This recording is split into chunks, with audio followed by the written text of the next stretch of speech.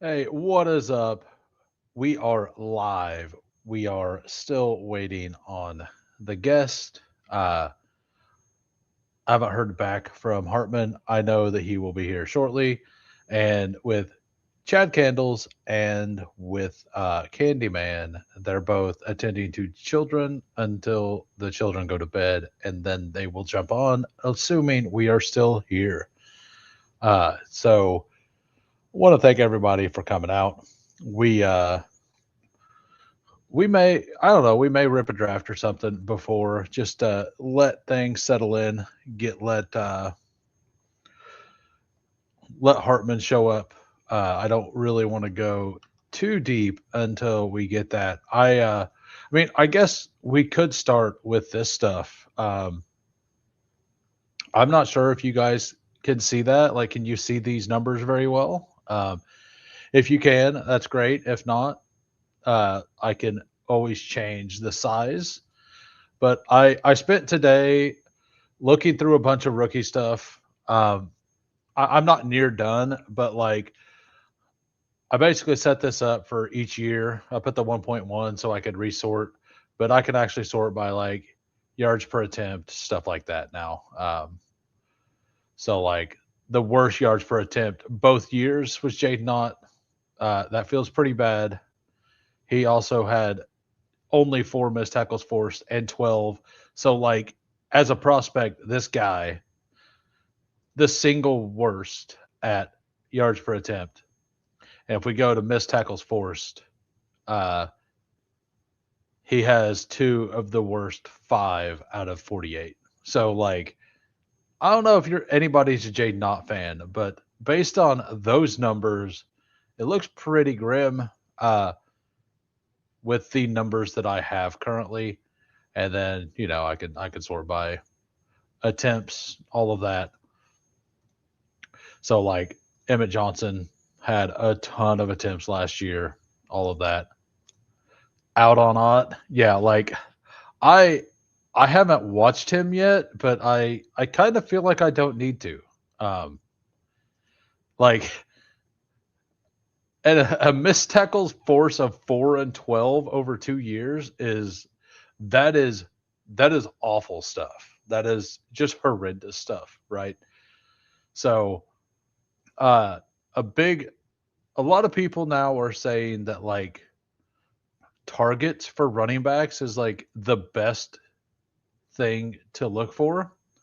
Um, I'm outsourcing all of my rookie opinions to others. Nice.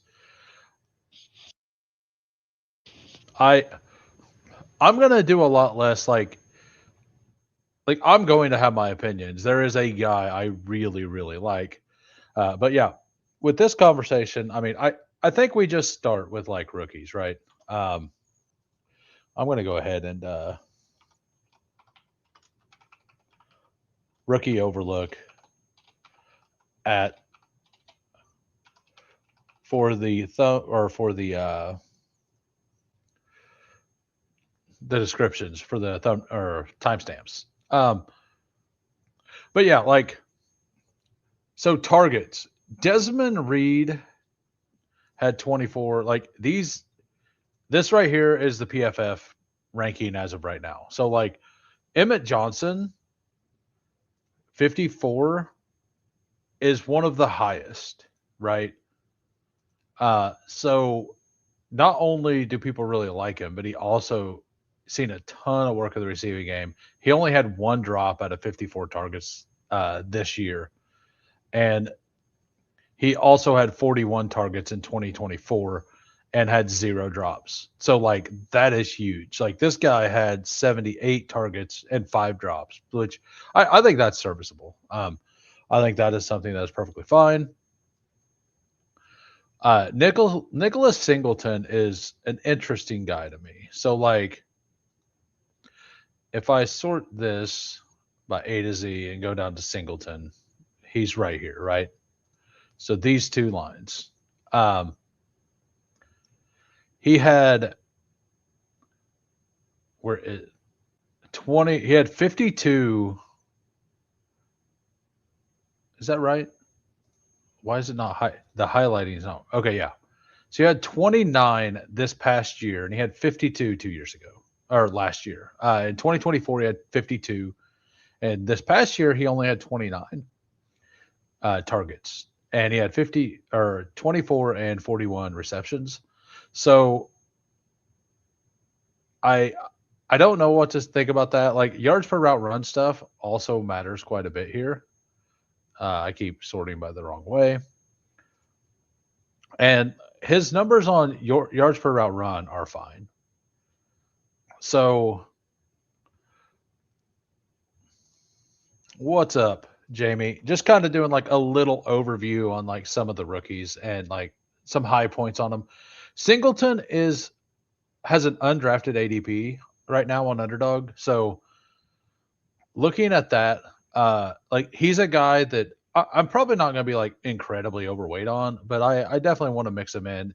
He in 2024 he had an awesome season, right? Like he had 12 total touchdowns, 1106 yards on the ground, another 375 in the air, 1.62 yards per route run, and then this past year he had 1.49 yards per route run, and he had 5 drops in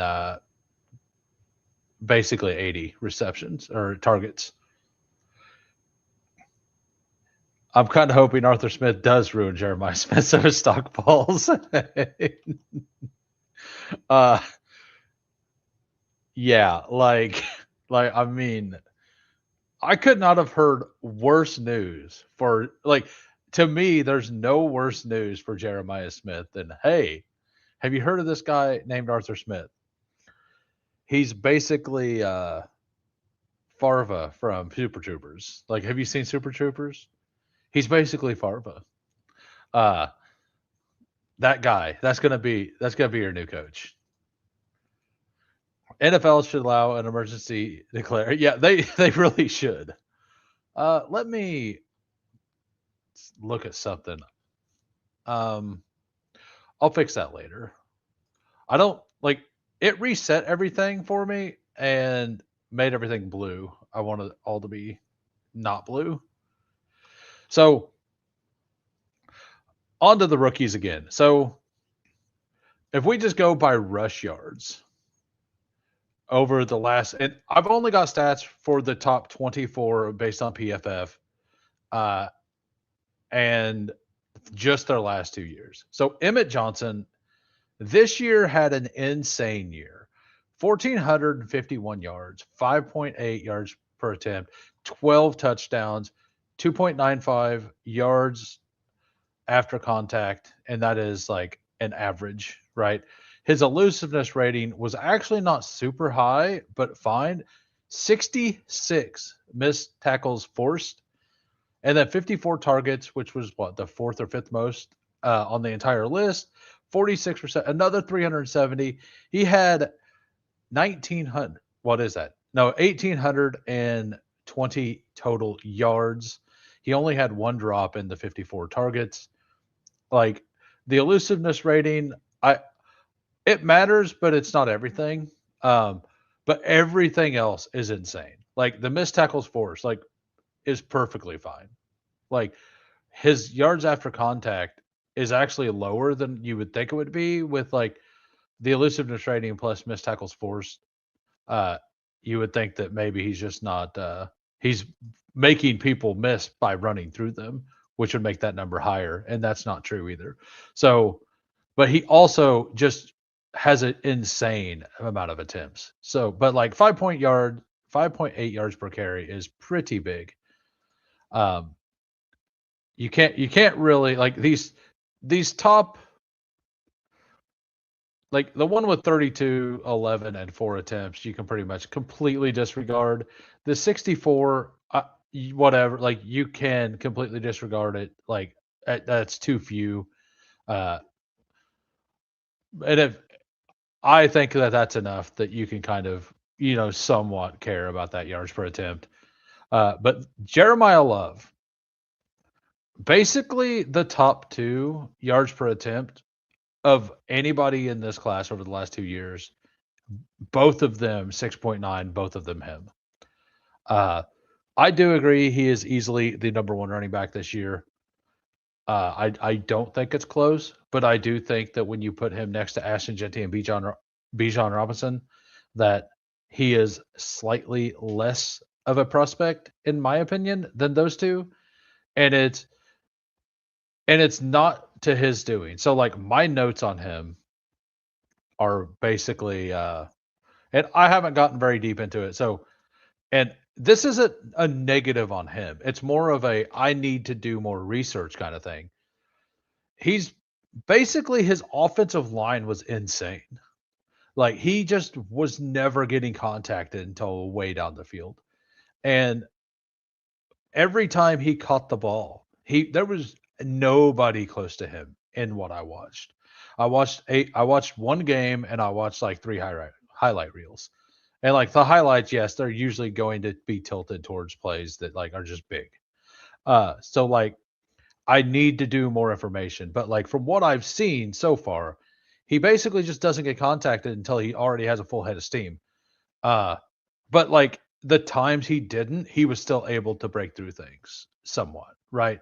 So I'm holding out on him a little bit. I'm not going to say that it's a bad pick. I think that where his ADP is and all that stuff is going to make it. It makes perfect sense. Uh, what's going on? How you doing, Sean? It's been a while since seen you in here. Yeah, and the Love landing spot's going to be huge. Like as a Chiefs fan, I absolutely do not want him. We need offensive line. We need offensive line really bad. If it was Bijan Robinson, I would still say I don't want him. Love the ADP at 22. Uh, yeah, like we all got like a bunch of us got burned on Ashton Genty last year. I personally think that like Jeremiah Love isn't as good of a prospect as Genty. Like I think that Genty was just a clear better receiver coming out of college. So and like I said, I on the little bit of eval I have is he was just not contacted at all. And this was my big knock on Caleb Johnson. And whenever I went and looked at Caleb Johnson, and I was pretty out on Caleb Johnson last year for the most part, and I was pretty vocal about it. I mean, I had Damian Martinez above him, but like they both sucked, so nobody won. Uh, right? Like nobody won in that. Like I definitely didn't win in that argument. At least Caleb Johnson stayed on the team, you know. Uh, like as hard as it was for them to keep him, like he at least was on the team. Like I can't really claim that I won, but I was right on him.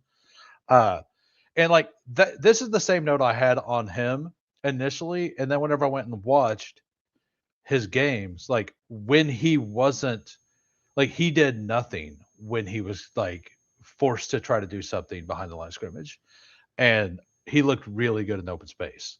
I I'm fairly positive that Jeremiah Love is going to look good whenever I get deeper into it. Uh, like from the little I've seen a few plays to where he already looks way better than Caleb, and obviously he's a different talent as well. But like it, this is just the note I specifically had on Caleb Johnson last year. That whenever I got more into it, it just confirmed the fact that I didn't like him even more, or I didn't think that he was as big of a prospect as everybody else considered him. Hey, hey, no problem, man. I can see Caleb Johnson this year. Like he's going to be a free pick in round 18, 19, 20. He's on my board to be somebody to take then. I think it's a great thing. Yeah, I'm actually kind of winging it because I thought Hartman was going to be here. So I'm just going to wing it and do rookies at first, and then we'll like. And I'm not fully through my rookies. How are we doing, Game Tight? This is just what I've seen so far. So and then Jonah Coleman, my first, like he's strong at first contact, real a solid jump cut, not elite, a good but not great downhill runner. Like he runs over people, loses his balance, and falls forward like 4 or 5 yards. Right? He doesn't run through it and create more yards afterwards. He hits the hole super fast, and he had 2 years of solid receiving for a back that is 5'9", like 230. That's awesome. One of the like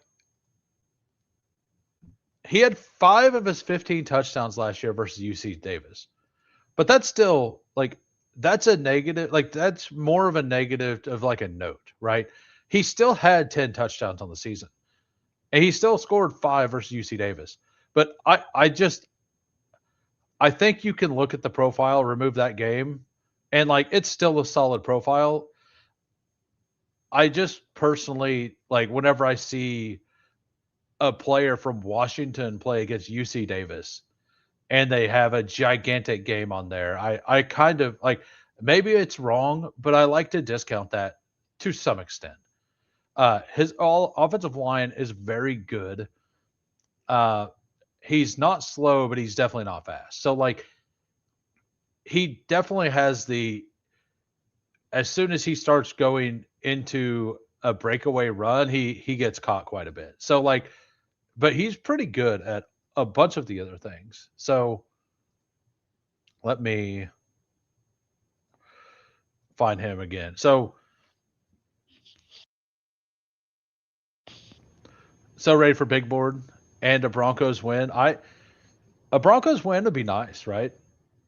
I'm a Chiefs fan, but like I don't hate the Broncos. I don't hate the like I don't hate any of the teams in our division. Like I don't know why. I like most of the coaches in our division is why. And the Raiders, like I just feel bad for them. No offense to Raiders fan, but I feel pretty bad for the Raiders and their fans. So like Jonah Coleman, like I said, 5'9", 230. He had a much better 2024 season. Like his elusiveness rating was like double. His yards after contact was a lot bigger. He had almost double the missed tackles forced. This year he increased in the receiving game a little bit. So like I think the truth is somewhere in between. Um, Chad Candle says, "Wish I could be hopping on, getting crushed by dad duty. Definitely appreciating these rookie summaries." Hey, no problem, man. You do have the link in your Discord, like in the Discord.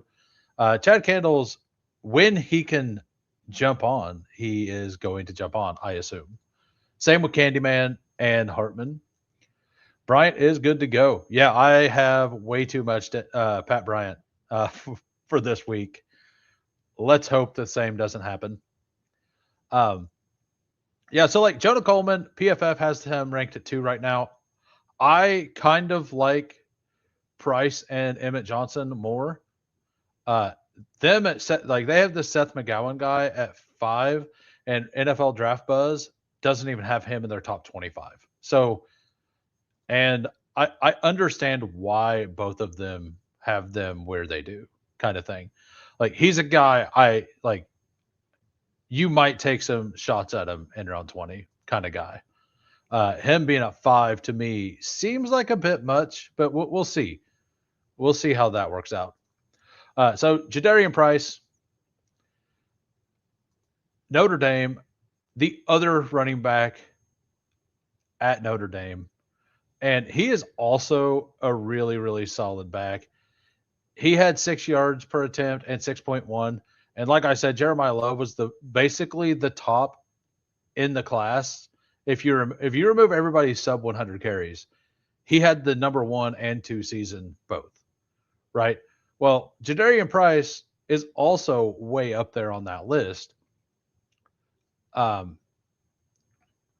With basically the 12th and 13th best out of 24.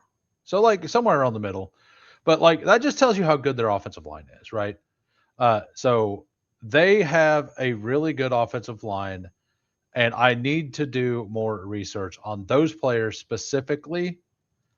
Yeah, I just need to do more on them specifically, like individual game breakdowns, to see how they do. Um, like he's got half. Jadarian Price has half of the missed tackles forced that Jeremiah Love has, and he has 0 receiving. He had 7 targets this year with 6 receptions, and last year he had 6 targets with 4 receptions. A total of 97 receiving yards. In 2024, he put up a .1 yards per route run. Like, I don't think that is that right? 6 for 4. I don't know. Like, I copied the stats over. That's what it said. I might have put the wrong box in there. But like, saw some Pats fans down in downtown Denver today. Very dangerous. What's up, Dirty? I'm here to double down on Broncos hate since who wants to talk like a traitor? Oh, okay. uh, so back, we'll talk about this for a second. The Broncos for the last 4 years have drafted the players that I would love Kansas City to draft. Like other than Bo Nix, right? Like I love Bo Nix, but like we had Mahomes, we didn't need Bo Nix. And like the Broncos continually draft players that I'm kind of high on. Like I thought they drafted RJ Harvey too high, but like I liked Harvey. I love Pat Bryant. We all know that. I kind of like Troy Franklin coming out. I've liked a couple of these defensive players they've been taking. I like the corner they got last year. I can't remember his name right now, but I liked him quite a bit. Yeah, that's kind of where I'm at. Like if we go to the underdog rankings real quick and we type in Jadarian Price, like that's a scary pick at 95. Um, so like if we go down to 95 and we look at the guys around there, you got Chuba, you got Corum, you have Dowdle, Jonah Coleman's underneath them.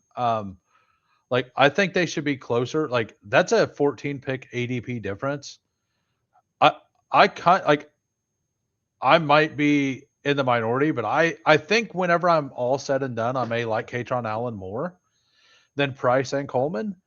Um, so like I kind of think that Price should be a little lower, but I just slotted the rookies in our rankings.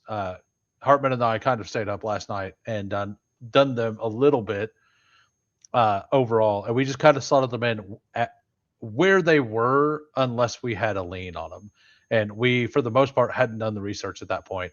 I am definitely way more cut up right now.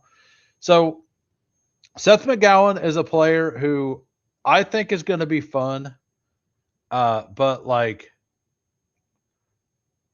he's definitely not somebody I really want to target in these kind of drafts. He I should treat him like he's a guy that I would be surprised if he gets like round 4 capital.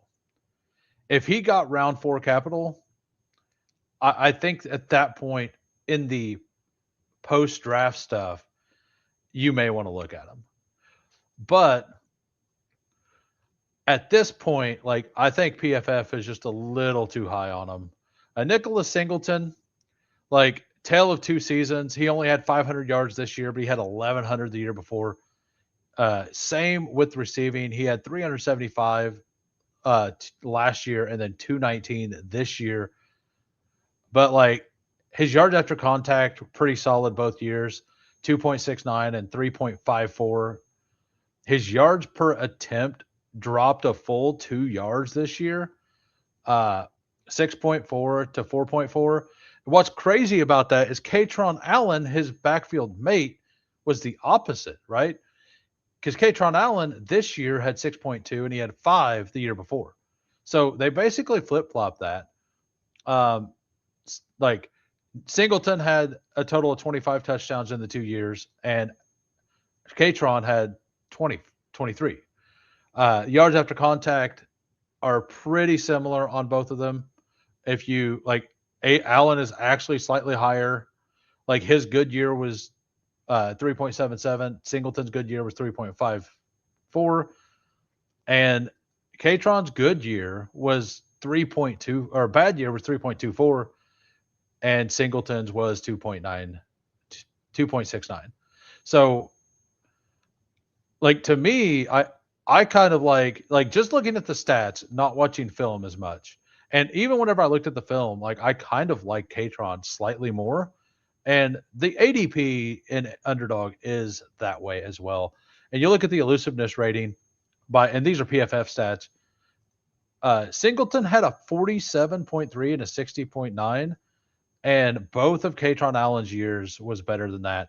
64.3 on his bad year, which isn't a good number, but a 102.6 this past year on his better year, with 57 and 43. Like Katron, 57 this past year, missed tackles force, 43 the year before.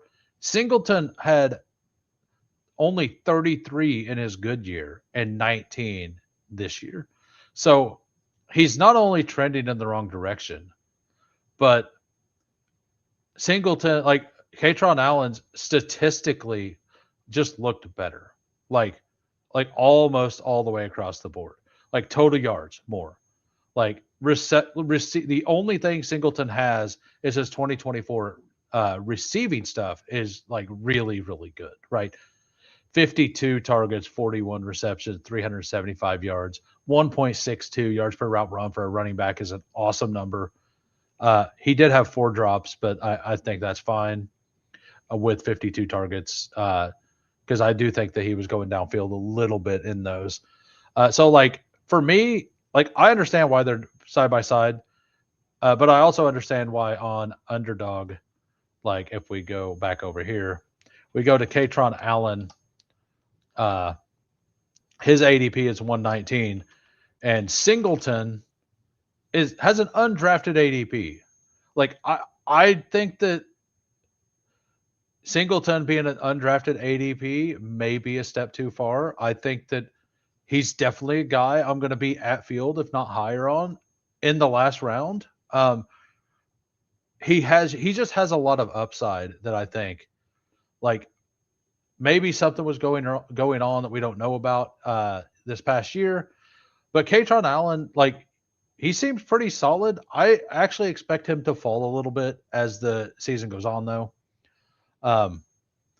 So that is my take.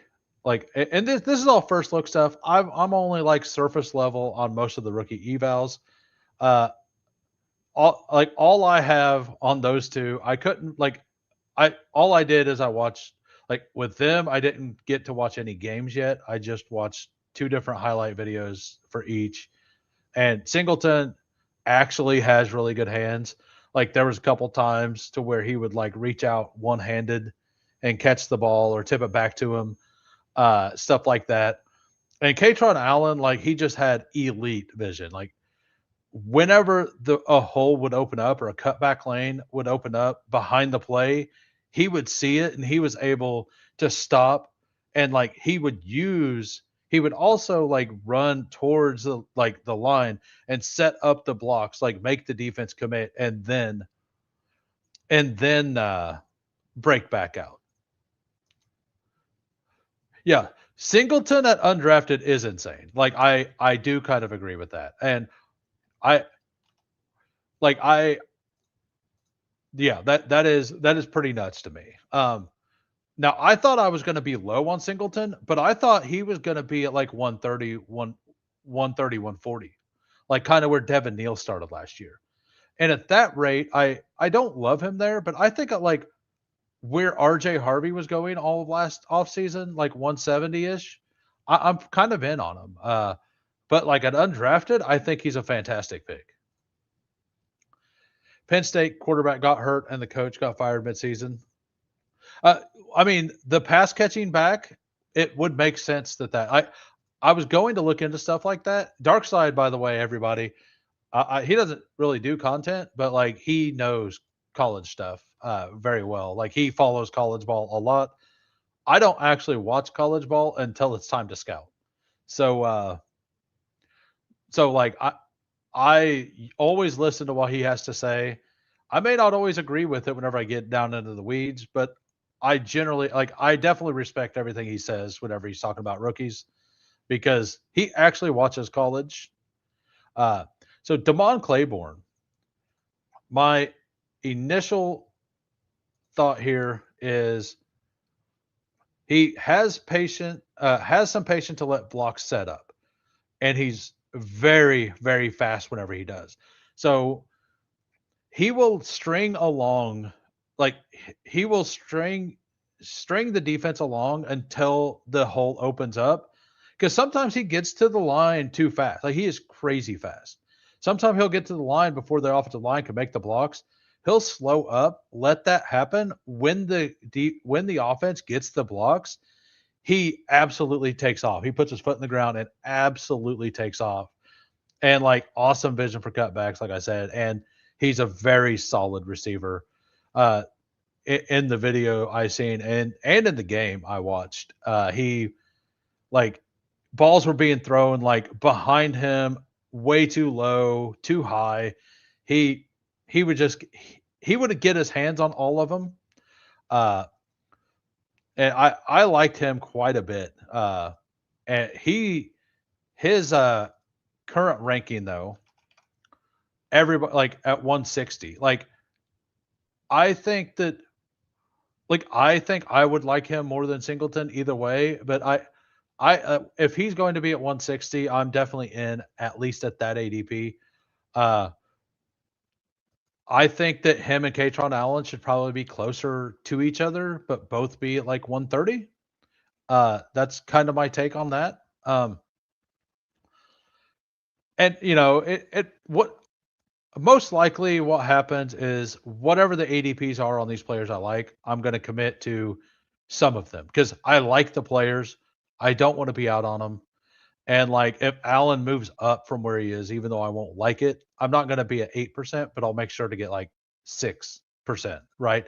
Because if it's a player I like, you kind of have to just play that game. And if it's a player you don't like and they move up, like if you want to move off of them, that's perfectly fine. Like that's how I'm going to play at least. So Claiborne in 2025, 909 yards, 5.1 yards per attempt, 10 touchdowns, yards after contact 3.04, elusiveness rating 64.6, and he had a 69.6 in 2024.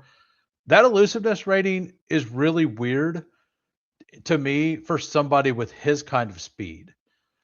Usually, like the really fast guys have better elusiveness rating. So I'm guessing that whenever I get in more into the game film, that his ability to like his ability to set up the blocks, like he's going to probably profile as a one cut runner is my guess that whenever I get deeper into it. And there's nothing wrong with that. If you get to the right system, you are a patient one cut runner, you can do absolute work in the NFL. Um, so Claiborne here, he had a 36 missed tackles forced this year and 45 the year before. That's a decent number. And 28 and 22 receptions. He did have 6 drops on 38 targets this past year, though. Like that is like a red flag as well. Um, like I think that's why he's at one. Like that's probably why underdog set his initial rank at 160 and not like his elusiveness rating's kind of low and that like that's 2 red flag stats. And his yards per route run, even though he had 28 receptions, he only had a 0.66 last year and uh or this past year, and in 2024 he did have a 1.54. So it is kind of weird um how that worked out. Like he must have had a really long catch this year as in 2024 that kind of skewed the numbers, or maybe 2 of them. So, like, because 28 for 137 is a pretty low number. 22 for 250 is a fantastic number. So, there's definitely some things to look at there. But like, he had 900 and 1,000 yards in the 2 years. Solid, but not great yards per attempt. But he played at Wake Forest as well, right? Uh, I think that matters a little bit. His yards after contact was over 3 both years, and his missed tackles forced were okay, but not great, right? Like they were above average. All right, so Mike Washington Jr., I haven't got to watch him yet. I've only heard really good things on him. We have so last year he played at Arkansas, and the year before he played at New Mexico State. What's crazy is he went to the SEC and had a better year than he had playing at New Mexico State, like in every single category. He goes against SEC people. He guy is 6'2", 228, so he's a big back. He's tall and he's strong, right? He had 1,000 yards, 6.4 yards per attempt, 8 touchdowns, 3.86 yards after contact. Elusiveness rating, not great, but okay, like better than a lot of the guys this year. Missed tackles force, 34. That's fine, not great. Targets, 36, 28 receptions, only 1 drop. And he had 0.98, so basically 1 yard per reception or per route run.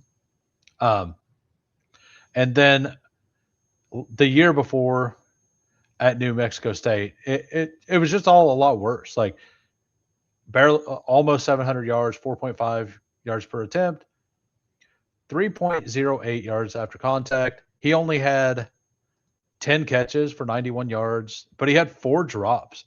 He had 18 targets and 4 drops. So it's kind of weird that he had 36 this year with 1 drop. And in the other year, where every other stat was worse, he had 18 targets and 4 drops. So Claiborne and Mike Washington both had a year where they had an insane amount of drops for the amount of targets they had, and then their other year looked perfectly fine. So that is something to note. I don't have any notes on Mike Washington. I know some people are pretty high on him. I assume based on where he's ranked here, the number here, like at 6.4, the high yards after contact, I feel like I'm going to at least like him some. I believe that he is undrafted. Yeah. Yeah, he's got an undrafted ADP here. So he is a guy you could throw in at the end of drafts. Jamari Taylor. He's a guy I watched him and just to me, it was just nothing stood out. He is very average at everything. He was not bad at anything. He was solid at everything. But like he just didn't stand out to me. And the reason I wrote that, I'm definitely going back to him because sometimes I'm just like I've watched enough for the day and I'm just not going to be happy with a player. So I could easily go back to him and like him later. So I'm not I didn't put any positive traits there. I was very uninspired while I was watching it, and I kind of got myself distracted as well while I was watching it. So I'm not going to give opinions on the tape I watched because I definitely need to go back and give it a fairer shake. But his elusiveness rating at 90 and 88 over the 2 years. Yards after contact are solid, 3.39 and 3.61. Like his numbers all look good. 1,000 yards and 1,100 yards, 4.8 yards per attempt, and then 5.8 last year. 29 touchdowns, 14 of 15 through the 2 years. And he's got crazy receiving numbers. 54 targets, 43 receptions, 253, 5 drops. 38 and 31 for 285 in 2024 with only 1 drop. 0.91 yards per route run and 1.48, basically evening out to like a 1.2 something. So all of those numbers are very solid, like not bad at anything. I do think that whenever I go back and I rewatch him, I may see something I like. I don't know exactly what it was, but he did everything well. I have nothing negative to say about him. It didn't pop. The videos didn't pop to me for some reason. So I definitely need to go back to him. But statistically, he looks really good. and I believe he's also a an undrafted guy. So like he's also a guy to like possibly throw at the end of the draft, stuff like that. We got and then the rest of these guys, I'm going to go over one of these, the only one I've watched. Um, and I have the stats on a lot of these guys, but I think after Taylor, like it does get kind of thin. I'm sure some people will pop up. I love this Terry and Stewart guy though. He's 5'9", 222. He's like a little bowling ball out there. He had 82 attempts for 469 yards, 5.7 yards per carry, 39 missed tackles forced. His elusiveness rating was insane at 220.7. Yards after contact, 4.87, which if we sort by yards after contact, Terry and Stewart last year was basically number one if you remove the players like a guy with 32, 11, and 4 all have higher, right? But he's also under 100 carries. So, like, if you want to knock that, that's fine. But his 2024, he had 167. He still had over 4 yards after contact there as well. So, both of his years, he was pretty high in the overall on the old yards after contact. Uh, both over 4, which is awesome. His elusive rating is 154 for his second year, 220 for the first year. If we sort by that, he's got 2 of the top 4 numbers. And you can kind of remove Adam Randall from every one of these because he had 4 attempts on that year. So he basically had 1 and 3 on the elusiveness rating. So I kind of like that stat. Maybe it's a bad stat to like, but I do like it. Uh, he had 64 in 2024. He had 64 missed tackles forced. He had 39 last year. His problem is he's only a rusher. He had 7 targets this year, 4 receptions, and with 7 targets, the man had 2 drops. In 2024, he had 2 targets, 1 reception, and with 2 targets and 1 reception, he still managed to get a drop. 0.38 yards per route run is comical, and 0.23 is even more comical whenever you add a drop. 50% drop rate. Oh, yeah, that's my bad. My bad. Sorry. Sorry, Pepperoni.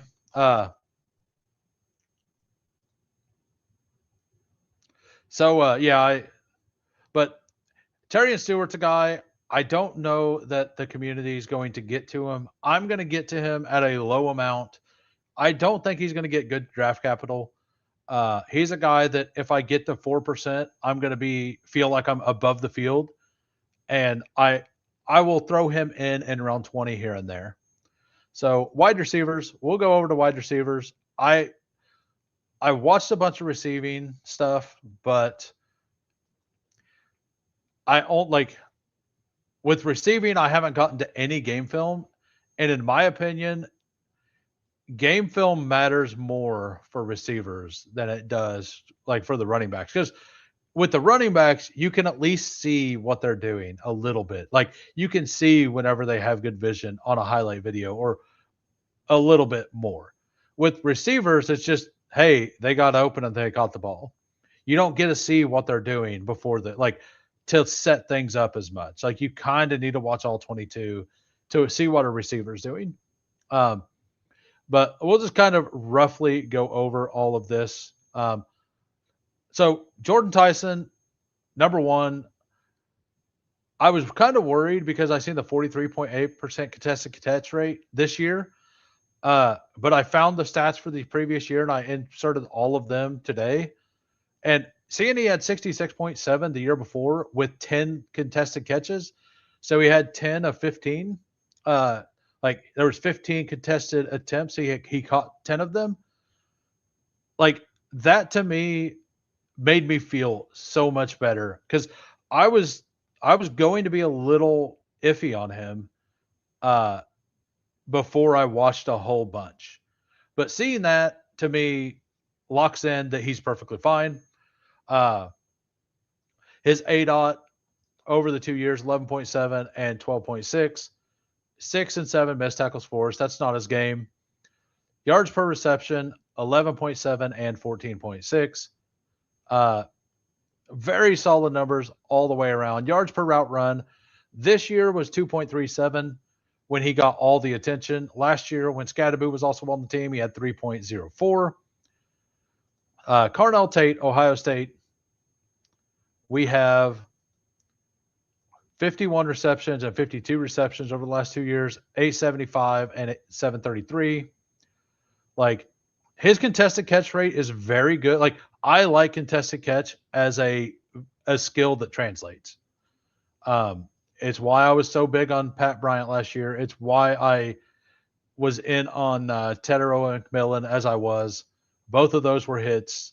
At some point, I can go back and look at last year's notes and see where all of the contested catch guys finished. So like we're just gonna sort here by contested catch percent, and you'll kind of see what the people I like. This Bryce Lance guy is I'm going to take him in round 20 pretty often. And as you see, PFF has him rated at number 21. His numbers are insane, but he played at North Dakota State. So an FCS school, right? But like, the man had 21.2 yards per reception, 3.57 yards per route run, 66% contested catch, 6.7 yards per yak per reception, and his A dot was 15.5 this year. In 2024, he had 17 touchdowns, 2.81 yards per route run, 61% contested catch on 16 contested catches. That is insane. He's his yards per yak per reception was low on this year, but a 13.3 A dot and 10 missed tackles forced, which, like, the missed tackles forced, like, it is a lower competition, but like, watching this guy play, like watching Bryce Lance play, he looks fluid. Like, he just looked really fluid to me. So he's a very, very late guy. Like, I'm going to be in on him to an extent, like to some extent, but like, it's kind of like Pat Bryant. I loved Pat Bryant last year, but I also didn't expect Pat Bryant to get third round capital. I thought we would be lucky to get fourth. I thought it was most likely to be a fifth round capital.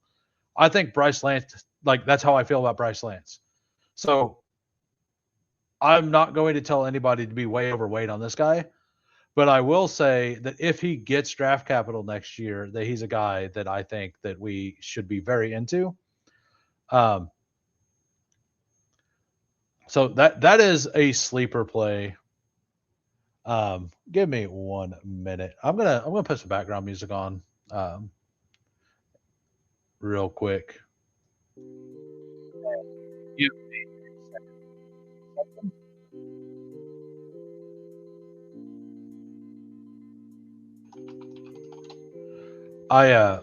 I kind of wonder if Hartman thought whenever I said 8 p.m. he was taking his time, which would be way, way, way different because he's West Coast. I'm Central. So, all right. We need. Oh, I sorted the wrong column. That's what happened. Okay. So Mekhi Lemon, we're back on track. Very consistent over the 2 years. Yards per route run, 3.13, 3.03, 14.6 and 14.7 yards per reception. Solid, like a six, like basically like, what would that be? 66.7, 46.2, with 16 contested catches. Like, that would be like a 56 or so, 57%. Yeah, no, it'd be 56.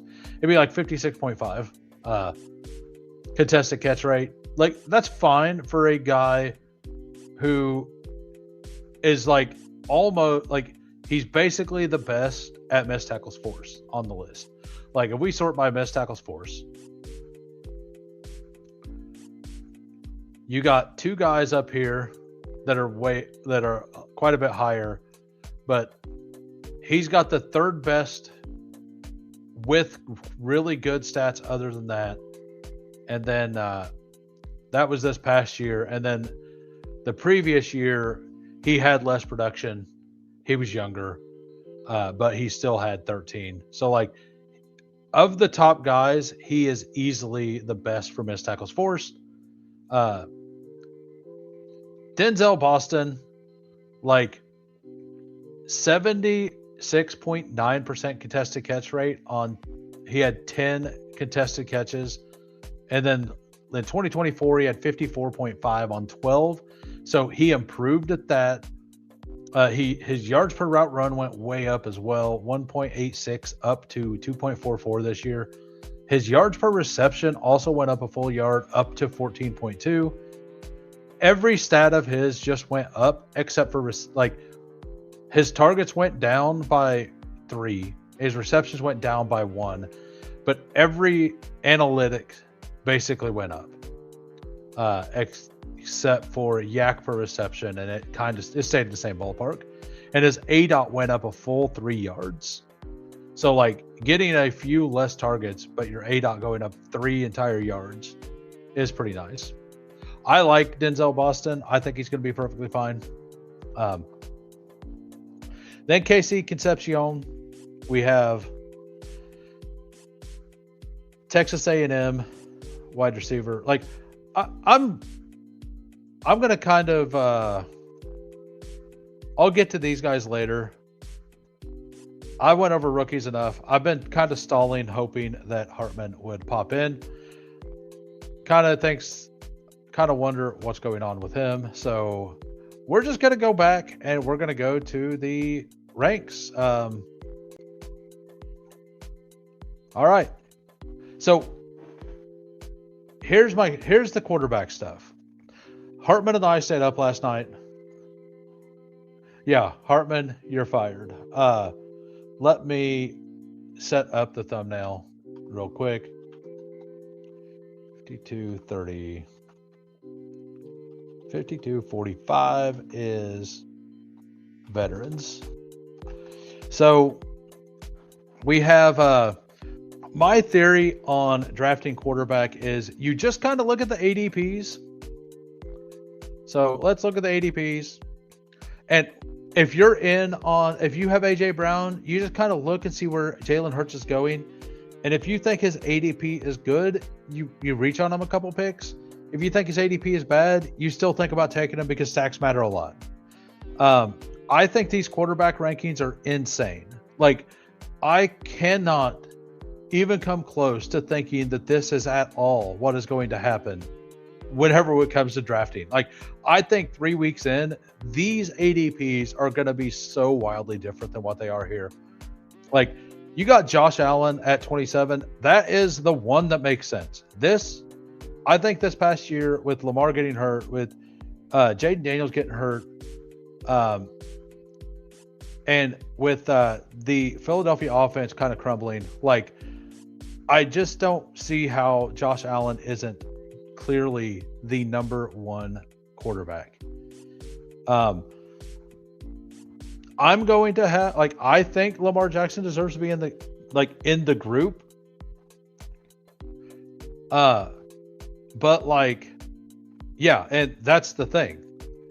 Like, you have Josh at 27, but you have Lamar at 50. You have Jaden Daniels at 75. You have Jalen Hurts at 81. Like, I don't, that doesn't make sense. And Drake May, like, believe me, I love Drake May. I had 20% Drake May basically across all formats last year. Like 20%. And this is laughable. Do I think you could argue he could be up here with Josh Allen and Lamar? I think you can argue that. But having Drake May 12 spots ahead of Lamar Jackson is crazy. Absolutely crazy to me. So I don't know, man. Like, that to me is wild. So like, Lamar isn't going to stay at 50. Like, if you want Lamar at 50, you bet. Like, I'm expecting the first couple drafts I get in, Lamar gets pulled up at least 10 picks. I think that Lamar goes mid-round 4 in those drafts, and I think he slowly makes his way up to the 3-4 turn. Like, I think that happens pretty quick. Caleb Johnson moving all the way up to 52. Like, I don't necessarily think that he's going to fall from that, but I think that that's kind of a bad ADP.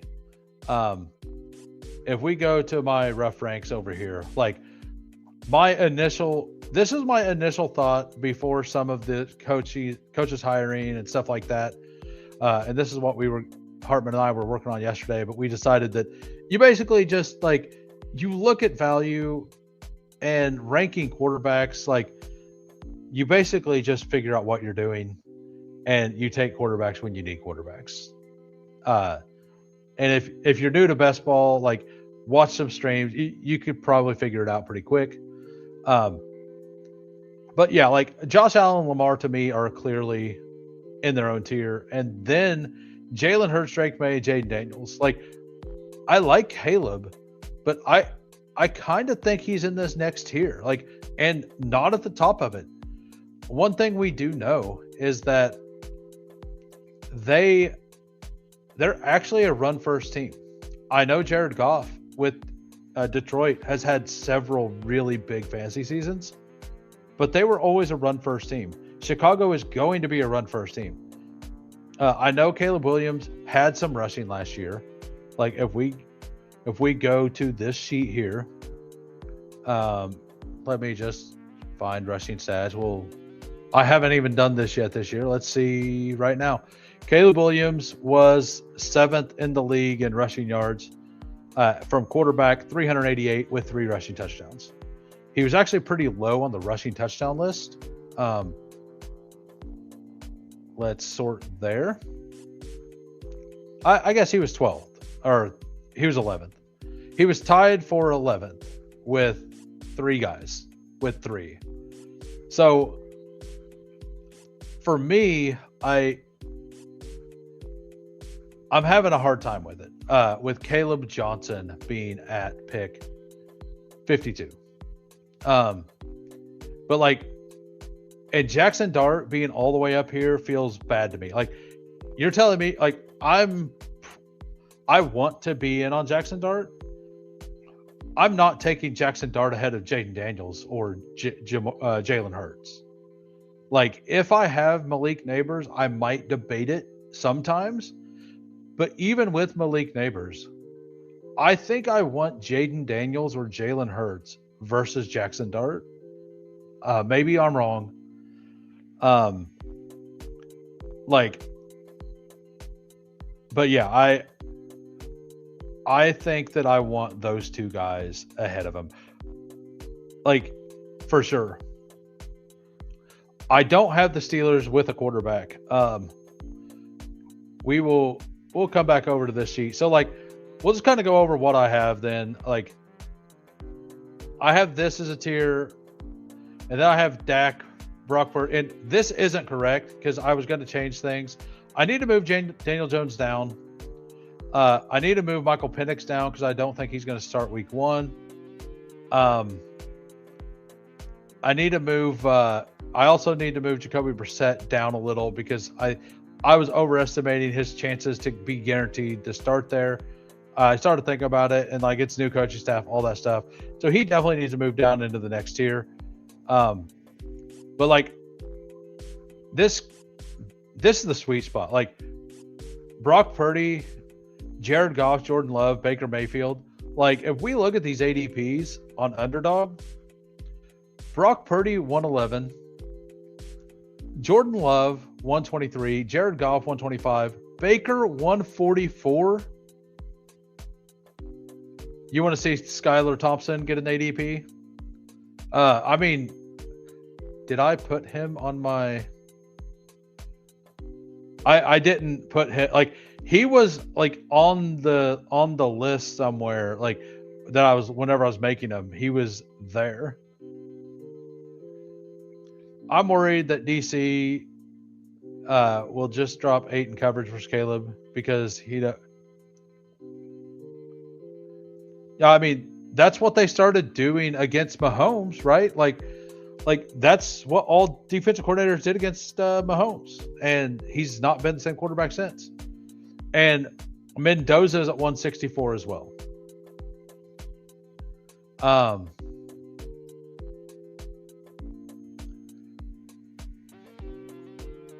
It's so obvious that Hayden set these ranks. Like CJ Stroud, like Cam Ward. I don't have Mendoza. Like, so these very rough ranks that I've been kind of showing don't have rookies in them. I added rookies into this sheet. But yeah, like for the most part, when it comes to ranking quarterbacks, I think you kind of figure out what quarterbacks you like the ADP of, and then you build back to front, right? Like if you really like Baker Mayfield, like maybe take Emeka Egbuka a few times ahead of like where you normally would have, because like the combined value is bigger, right? Stuff like that. If you really like Jordan Love at 123, like be more in on Christian Watson. Like just be aware of the quarterbacks you like later. Instead of ranking them, like just kind of know what you like. Like I was pretty out on AJ Brown last year, but I moved Devonta Smith up in my rankings because of Jalen Hurts being at 81. Like I moved Devonta Smith up 10 spots, like, or 10 total spots in like 6 wide receiver ranks, just because Jalen Hurts is here. Like if I don't have to take Jalen Hurts in the 4-5 turn,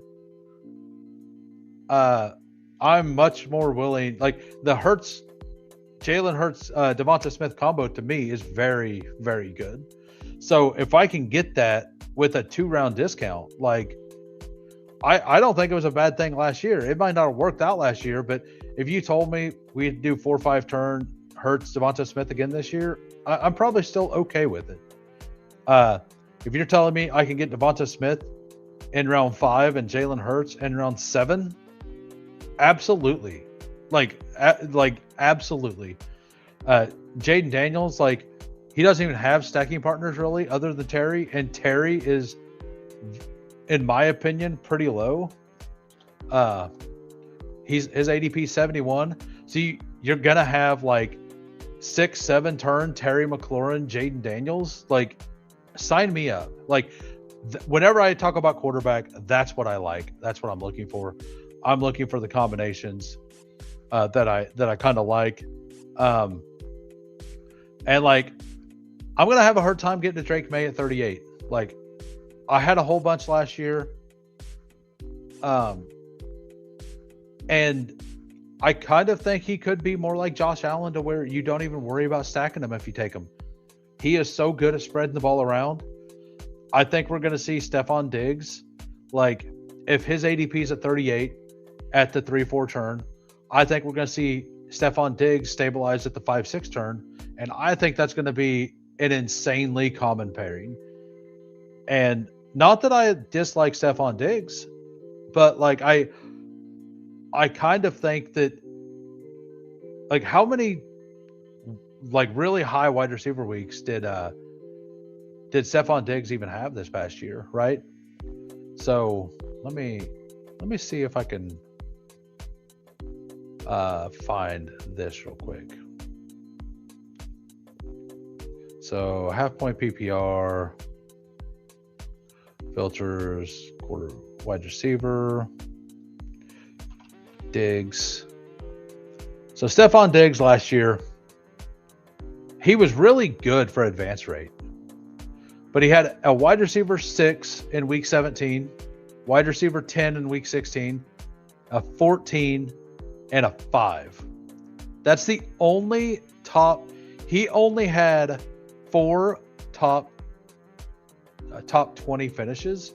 He only had 2, or he had 3 top 10 finishes, only 1 top 5 finish, and that was at 5.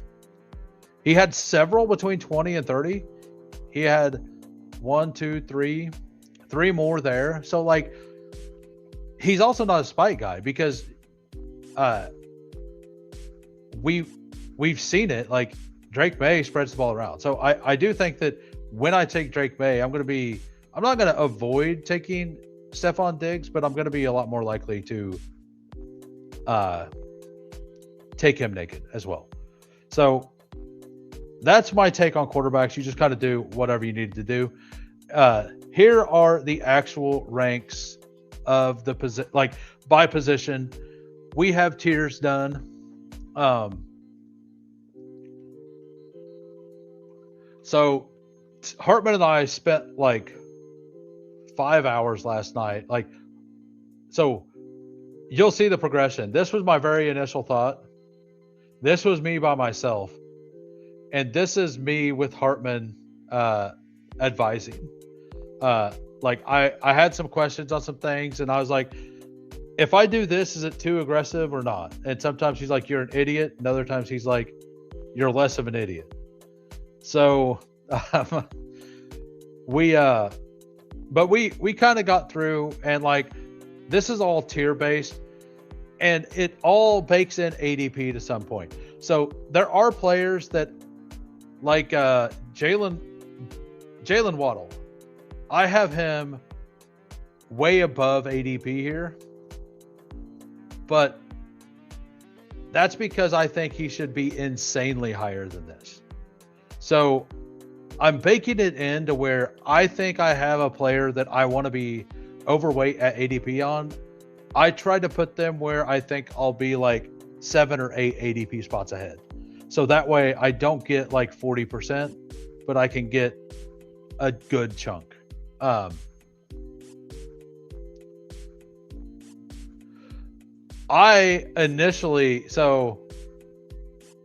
let's go look at this. This was my rankings initially. I had Henry over Genty. I had Henry over Genty. Hartman talked me into Genty over Henry. So, and actually, it's more the underdog ranks. I basically made that swap because Genty's ADP is 4 higher than Derrick Henry. So, not that it really matters. Like, I'll just mix them in, right? Like, but might as well put Genty slightly ahead. Like, now having the tier break there, I don't know about that. Like, that to me is a little. I wasn't sure where to do the tier break. We decided to make Jonathan Taylor all the way to Genty kind of the same one. So, like, Jonathan Taylor has a bunch of issues. Like, he wasn't near as good when Danny Dimes went down. McCaffrey hit 400 touches. Achane just got Bobby Slowick. Haven't adjusted for that yet. I don't know if I want to, or if I'm going to, or I don't know. I don't know what I'm going to do there. I think he's clearly in the same group. I kind of think that you could tier those 3 and then have these 4 as a tier.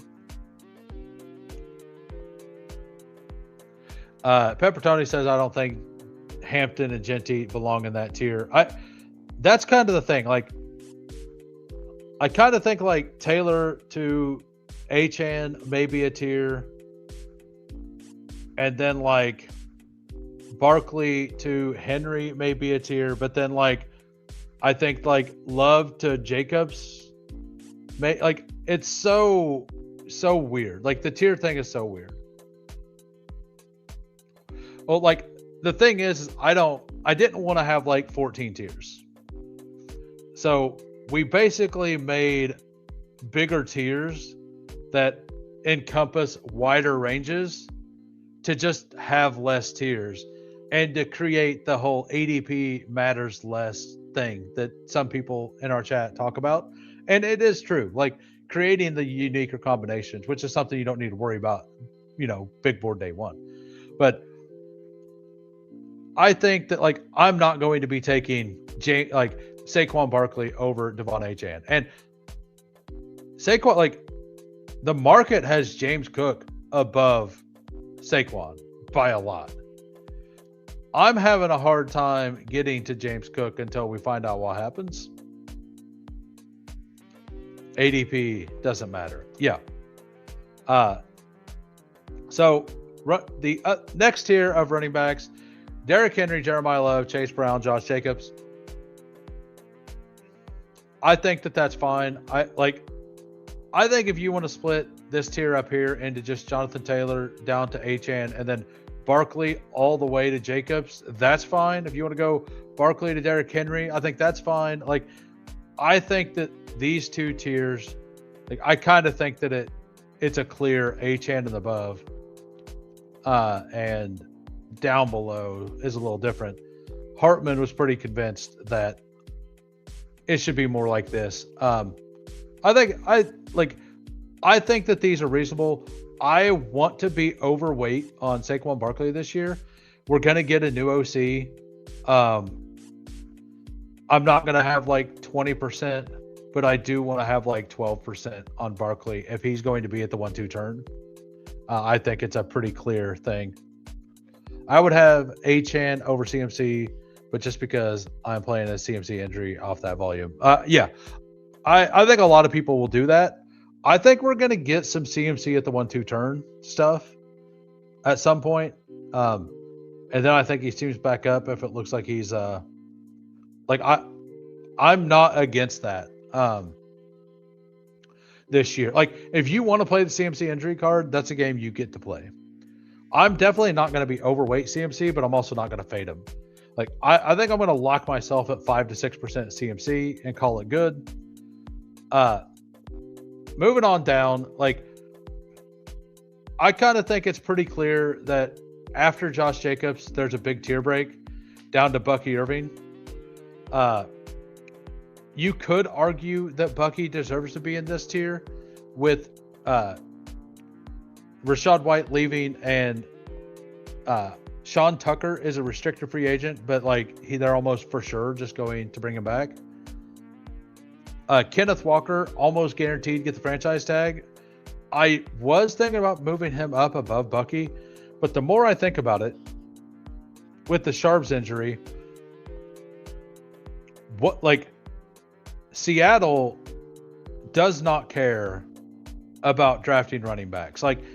They don't care how many running backs they have on the roster. They just draft running backs. I think they slam Kenneth Walker with the franchise tag and then draft a running back. And then next year they roll out with Charbonnet and the new running back. I could see them going for a guy that profiles a little bit more like Kenneth Walker to replace Kenneth Walker next year. Because I think that might happen, I think it's pretty, it doesn't really matter. Bucky Irving, Kenneth Walker, Breece Hall, kind of pretty close. Yeah, that's exactly what I think is going to happen. And if they bring somebody in, what, they're going to do a Dowdle, a stopgap guy in case somebody comes in. I do think that they will definitely add somebody to the running back room. Maybe it's J.K. Dobbins. Maybe they're going to add somebody, but I do think that they will lean on Kenneth Walker a little bit more than they have in the past. Breece Hall can go anywhere. I don't think he ends up getting the tag. I want to gamble that he gets a good landing spot at this ADP. Cam Skattebo reported jogging already. Absolutely, sign me up. I moved him above Kyron. I moved Kyron down a little bit. We've seen it this year. He's down to 64% snaps. Blake Corum's taking a chunk from him. I want a lot of Cam Skattebo if he's going to be healthy. It sounds like he's going to be healthy. Gainwell. Gainwell, his ADP is 133. I like Kenneth Gainwell at that ADP a considerable amount. I'm going to have him ranked. Like we'll see where I have him ranked here in a bit. But like, I have him ranked where I assume that I'm going to be getting him at like 120, not 130.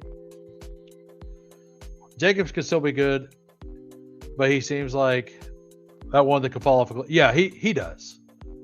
And yeah, I think so for sure. I am the Kai says, I think Harvey will be a backup to any other warm body Denver has. Wow.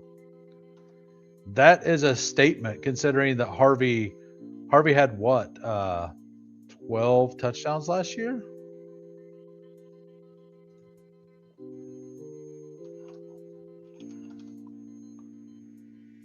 He had 7 rushing touchdowns and 5 receiving. Yeah, he had 12 touchdowns last year. I'm not there. Travis Etienne, no idea where to rank him. Do we think he goes back? This is too cheap if he goes back to Jacksonville. I'm just curious on if they keep him there. Like, did Tootin prove enough at the end of the season that they're going to use him?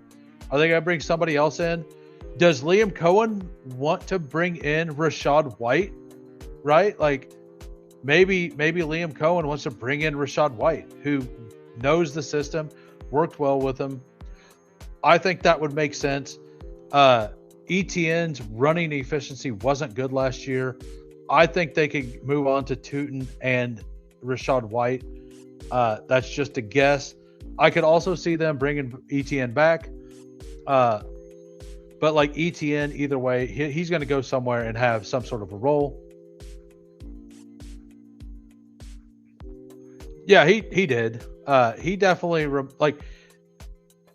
the thing is that he looked awesome for the first half of the year.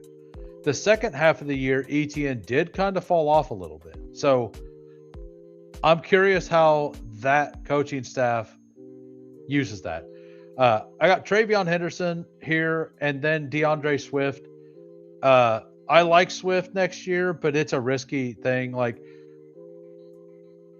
Monungai got more work as the season went on. They can always add some weapons. They don't have a lot of holes. Like, if there's a running back that slips in the draft, or somebody gets like a free agent is out there that Ben Johnson just happens to like for some reason, that's going too cheap. Like, I could see Chicago making a move at running back, but I could also see them just sticking with Swift and Monungai. Like, Swift and Monungai worked well for him last year. So this is a thing that, like, I want to get 8%-ish and call it good. Judkins need to do more research on the surgery. But from the very surface level thing that I looked at, he had ankle surgery just like Scadaboo did. The same amount of recovery time. It happened December 23rd. 6 months from then is time to start. Even if he's not 100%, he will have most of the work. So, like, I think that as a buy low candidate, that makes some sense.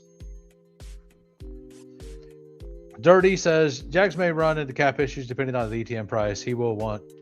Yeah, I think he's going to want some money. And I think Rachaad White is I was thinking about this earlier today. I think Rachaad White, free agent to the Jaguars, only makes sense.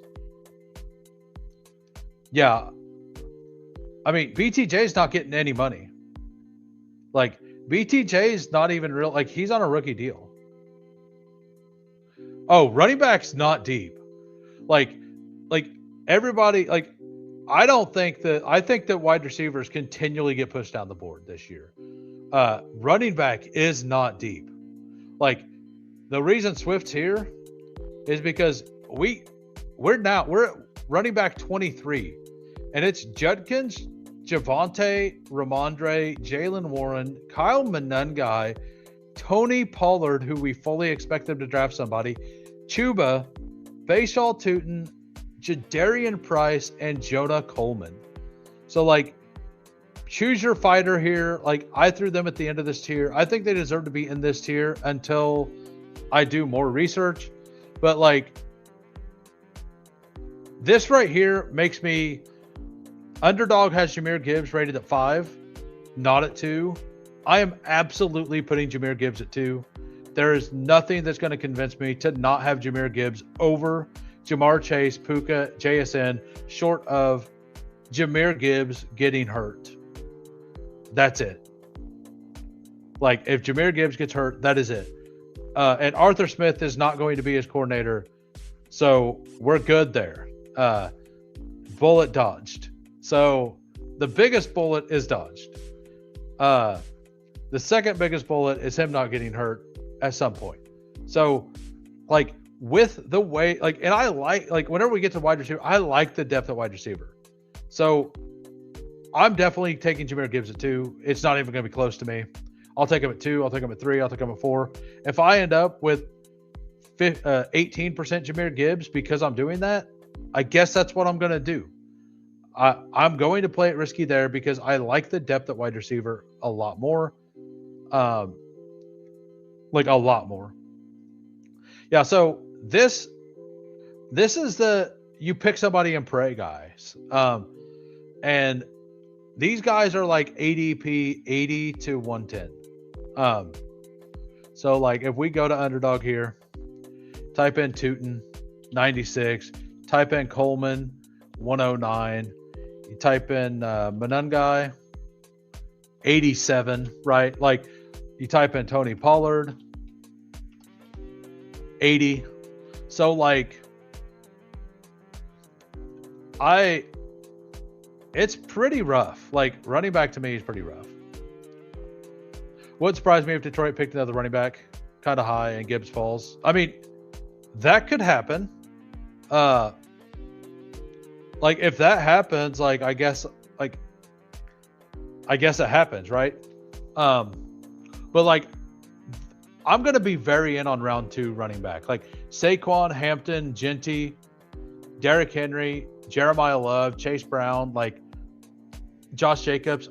I'm going to have a lot of this tier, I think. I mean, it depends on who they draft to, right? Okay, so after that tier, Blake Corum is actually in this tier of players. I couldn't get him to that point yet. All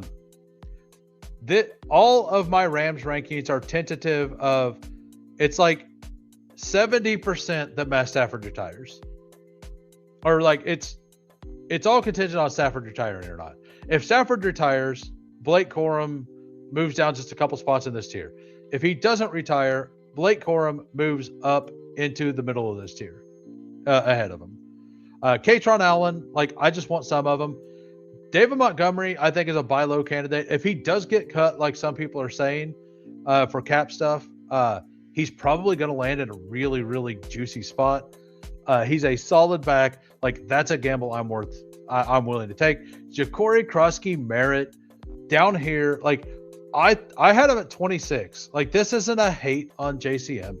I originally had him, and to prove it, we'll go here. I originally had him at 26 at running back. That was without the rookies in. So you add the 4 rookies in, that would put him at 30. I moved him down a couple spots because Underdog has him at 131. Like, I think it's pretty likely that they end up taking a running back in the draft at some point, or they sign somebody. But, like, if you're going to tell me that I get the current Commanders running back at pick 130, sign me up. You're assuming money is traded because they basically said they're trading him. Okay. I hadn't heard that they're going to definitely trade him. But, like, if they do, I mean, I would like to see, like, you put Katron Allen on the like a Katron Allen or the guy that I said I could. Who was the guy I was talking about? I'm like, he's like incredibly average. Jamari Taylor, like you put Jamari Taylor on them, I am fully in on Jamari Taylor. Like Tyler Algier and Kenneth Gainwell, both of them on their underdog ADP. So Gainwell is 133 and Algier. Oh, it's 2 G's, right? 141. Like I like Algier more than Kenneth Walker. I'm not sure it's super, super close. I think Gainwell, like the reason I like Gainwell quite a bit though, is because I think that he's a very, very probable Kansas City Chief. But like Algier versus JCM, I think is a very toss-up thing. Gainwell, I think ends up going to a spot that he does see some value. Rico Dowdle, I have buried.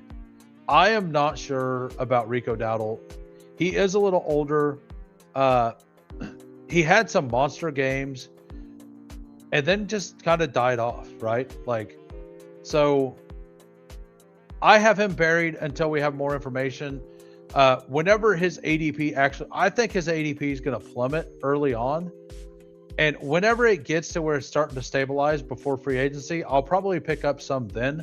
But I do think that Rico is going to fall based off of his original ADP. So like Rico, I think he was like 80 something. Oh no, he's like 107. So maybe he stays around there. But like to me, I just like Algier as a free agent way more. I like Kenneth Gainwell as a free agent way more than Rico Dowdle. Like Rico to me doesn't have the abilities that Algier has, and he doesn't have the utility that Gainwell has. And I just think that both of those players, when they land on a team, are for sure going to have a role. Rico Dowdle, I think he could land somewhere where he gets like a feature back kind of thing. I'm kind of out on it though. And then Emmett Johnson, we discussed him earlier. I think he's worth a pick. Underdog has him at 139. I think he's worth something in this range around those other players in the 130s. I put him a little underneath because I kind of like I like the gamble on JCM. Like it's a huge swing. Like if they don't, so the Commanders also were missing a second round and a fourth round pick this year. So if they don't take Jeremiah Love in the first round, that means they either had to sign somebody, and I believe their cap is really bad, or they have to take somebody in round 3. So they're looking at, or round 5. And if they take somebody in round 3, they're looking at maybe like an Emmett Johnson, which would be a fantastic thing, or a Claiborne. But like, I don't think they would take anybody till like round 5, missing round 2 and 4 pick. They need a ton of help all over the place. And I could see them going with a wide receiver before they go. Like they only have Jalen Lane and Terry McLaurin right now for the most part, right? Like Deebo Samuel is gone. And nobody else on that team. Like, are they really going to be using Treylon Burks next year? Like, who knows what happens? So the Commanders have a lot of things they need. And it is one of those, like, front offices are more likely to replace a 7th round pick. But whenever you have less draft picks out there available to replace the player, like, I think that at 130, this is a gamble worth making. Where are they going to put Joe Mixon when we get workout videos? Well, Joe Mixon currently, I think, is like 170. Oh, no, he's at 230. Yeah, where he belongs. He belongs there because he ruined my year last year. Like, I never thought a walking boot from a random surgery in the offseason in March was going to affect him for the entire season. I still can't believe that. Like, I'm going to chalk that one up to bad luck and not bad process. I had plenty of bad process things. I'll have no idea. Like, I have no problem telling you I have bad process. I don't think that one was bad process. I think that was bad luck. Like, maybe you guys disagree. Woody Marks, his ADP is laughably at 114. Absolutely not even getting close there. Minnesota, you have to assume that their quarterback situation gets better, right? Like to like him at all, but like Aaron Jones, the number one running back on the Vikings, Kevin O'Connell offense at 42, that feels fine.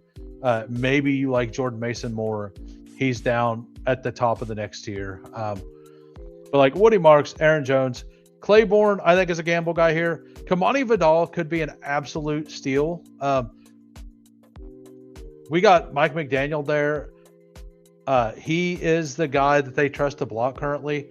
I think he's definitely earned a role in that offense after this year. No idea what to do with James Conner. We slotted them here. I think taking some shots on James Conner, not retiring and being healthy, is worth it at running back 45. We also need to I think that's worth it. Same with Tyrone Tracy. Like, maybe Scatterboot is still hurt. And then J.K. Dobbins once again looked good when healthy, but he's also a free agent. So I think that's like this area here, it's all gambles, right? Like, it's a guy I don't like at ADP at all, and then just a bunch of gambles other than Vidal. Vidal is the secure pick in that area. People forget McDaniel is a good run game god, and don't forget 2023 Mostert. Absolutely, yeah.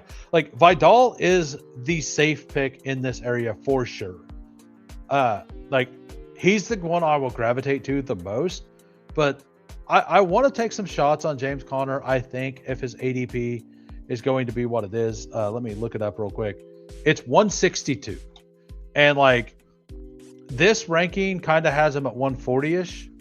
That doesn't mean I'll take him every time he's in that tier. I may even take people in the next tier before him, but I basically want him to be around, like, showing up on my board a couple picks before ADP, at least early on, just to know. Because I do think James Conner is one of those players that when we get news on him, he's either going to be undrafted or he's going to move up all the way to, like, up into this range.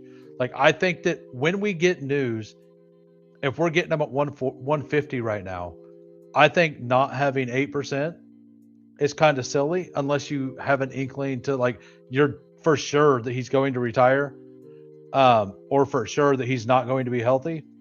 Like, I think he's going to end up, like, he's either going to be a complete zero, or he's going to be a value of 50 picks, 60 picks by time that happens. So that's a gamble. You get to choose if you want to make it or not. What's up, Adam? In my Discord, by the way, in the tools and charts, I do have that sheet. It's not like completely done yet, but a lot of the information's in it. I don't have the usable week stuff in there yet. I haven't got to that. And then, so if you want to go look at that, you can. You're welcome, by the way. And anybody who's not in the Discord, if you want access to this information, all you need to do is join the Discord, go to the tools and charts area, and you have access to look through all that. No charge. Some rookie wide receivers, no ADP, who are going to be. Yeah, there are some that could be. Yeah. Okay, so this next tier: Sean Tucker, Rashad White, Jordan Mason. Braylon Allen is a player that I'm very, very interested in. ADP 209. Like, if if they don't re-sign Kenneth Walker, he's the only guy there. Like, yes, it's the Jets. Yes, they suck. Yes, they don't have a quarterback. But this is running back 51 to a big guy who has been okay with an offensive line that has shown they're fine. So I'm fully in on this ADP. Even if they re-sign Breece Hall, Braylon Allen is a fine pick. Tajay Spears, I buried Tajay Spears because I'm fairly positive that Tennessee will, in some manner, add a running back. And I think that it hurts Spears a lot more than it hurts Pollard. Pollard's deal's done after this year, and this is Tajay's last year. Tajay has not been able to stay healthy either. Devin Neal is currently undrafted in the ranks. That is ludicrous. I moved him so far up the board, mainly to make sure that I'm overweight. Yes, they probably add somebody, but even if he's a backup, like, he's fine. Like, maybe they're not smart enough to take somebody. We've seen teams do that before. He got hurt early and people forgot about him. But, like, I'm telling you right now, like, the ranking I have on Braylon Allen here, that is probably cheap compared to what you're going to pay. Like, if Breece Hall goes to free agency, Braylon Allen is going to jump all the way up into this range for sure. Maybe up into this range. People love Braylon Allen. And, like, also, Braylon Allen, his knee was 8 to 12 weeks. If you remember right, or if you remember at all, there was some talks of him possibly being able to play at the end of the season. But they decided it didn't matter and did not chance it. So he's absolutely going to be healthy to start next season unless something new pops up, right? So Braylon Allen, to me, is an insane value. And like, I think that he's a good, like, even if they have Breece Hall back, I think this is about where his ADP should be. Devin Neal, like, he's running back 1 unless you think that Alvin Kamara plays. And as you see, Alvin Kamara is here. I kind of think he hangs it up. We've not heard any rumors either way. But yeah, he's a couple picks down. Tank Bigsby, just another shot. Najee Harris is another guy people forgot about. Dylan Sampson, whatever. Like, I'm not super into it, but I understand it. I think that it's fine to take him here. Jonathan Brooks is an absolute, like, I haven't heard positive things yet, but Rico's gone. Trevor Etienne did everything he could to lose his job last year in the playoffs. Jonathan Brooks, they spent second-round capital on. If he's good to go at all, they are absolutely going to allow him to have something, and I think that he will fully have the number 2 role there. And we know that Dave Canales absolutely wants to run the ball. I think that that's a player that I want to make sure to have some of. I do think that this ranking is probably too aggressive, but it is what it is. Like, I'm putting him there for now. We can adjust later. And after that tier, it gets really, really ugly. Only thing with Braylon is I don't know if he's good or not. I mean, I agree. We still see in the data sheets. Yeah. I realized that a little late. I did get it fixed though. Can't trust any player coming off of an Achilles injury.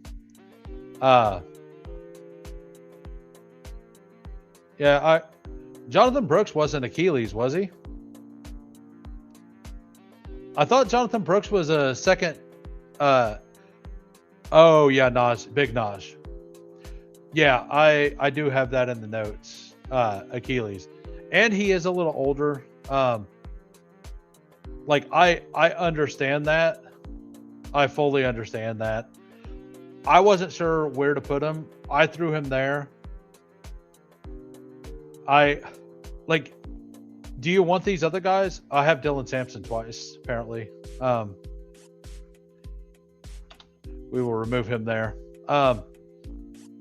So Terrion Stewart is a guy I just like. Charbonnet, I threw him here just because, like, some people think he may be able to play next year. I'm probably not going to be in on it. But if he's there in round 20, like, whatever, like, these names are so ugly. Like, I'm reaching, guys.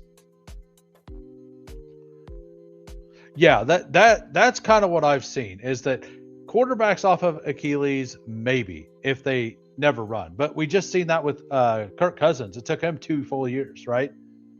So Terrion Stewart, I'm not going to recommend anybody else to be in on him. I'm definitely not going to take him a lot. I have Najee here twice too. I don't know. This was like 3 a.m. when we were doing this. So Keaton Mitchell, Emmanuel Wilson, Ollie Gordon, Chris Rodriguez, Brian Robinson, I think is a fun pick. Caleb Johnson down here, Trey Benson.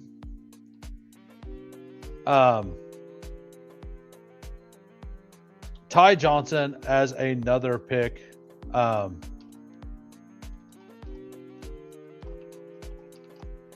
And that's the end of that tier. Let's fix this real quick. Give me a minute. I messed all that up.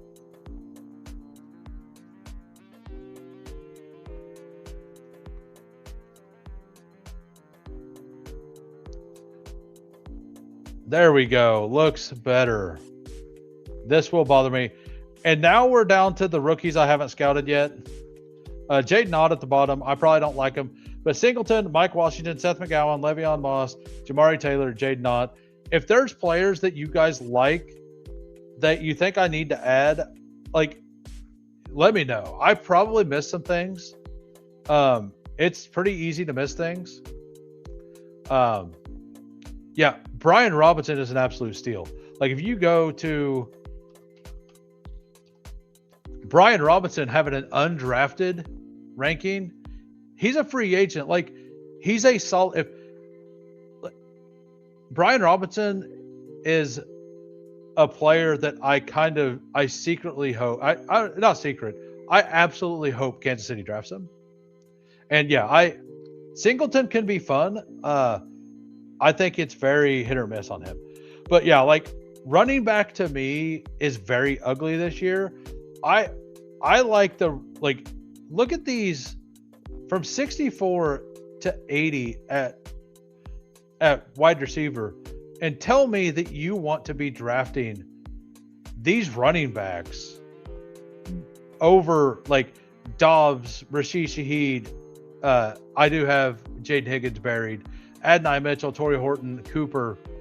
I have Judy Berry too. Troy Franklin, Bernard, DK, Flournoy, Tank Dell, Christian Kirk. Like, yeah.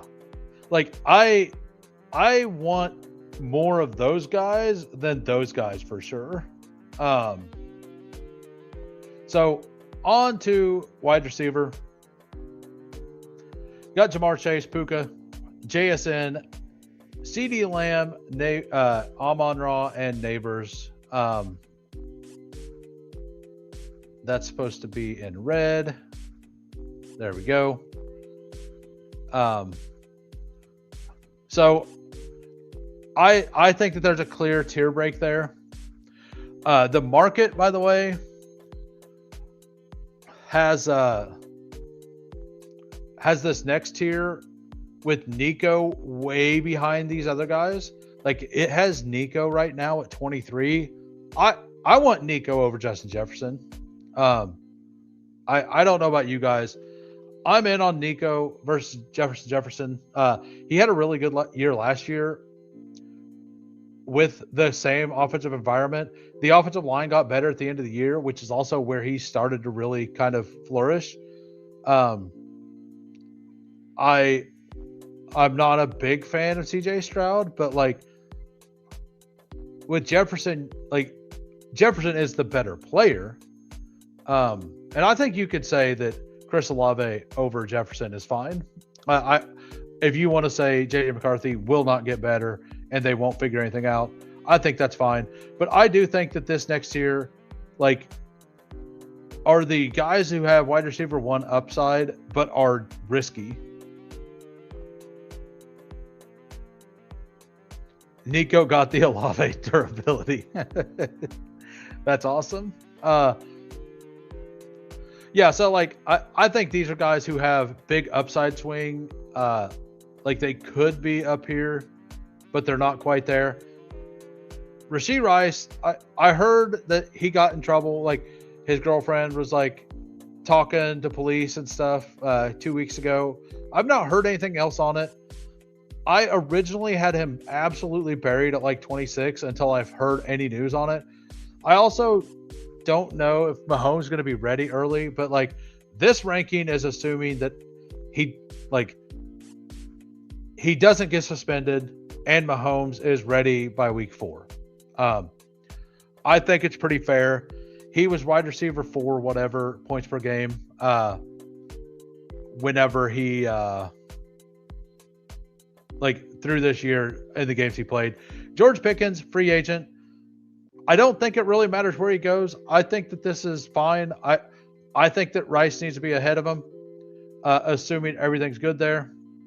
I don't know how much I'm going to take of Rice. I'm definitely not going to be heavily overweight until we get full clarity on everything. But I don't want to be a 0. I think just taking him at field kind of makes sense. Pickens, like if he goes back to Dallas, I think you could move him ahead of Rice. I'm not going to. I think it's pretty fair. T. Higgins, great. Devontae Adams, I guess, came out and said that if Stafford retires, he's going to retire. So understand that when you take Devontae Adams. I have Devontae Adams several picks ahead of where most people do. Or the market has him at 39. I have him at wide receiver 14. So like AJ Brown is at 31. So I have him 8 spots up ahead of AJ Brown.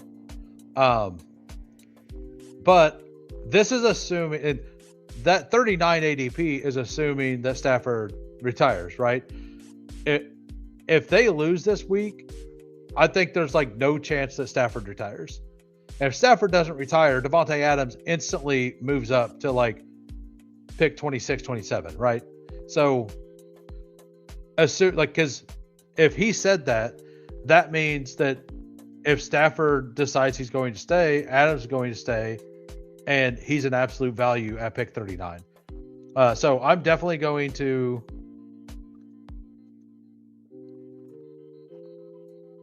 I'm kind of bouncing back and forth.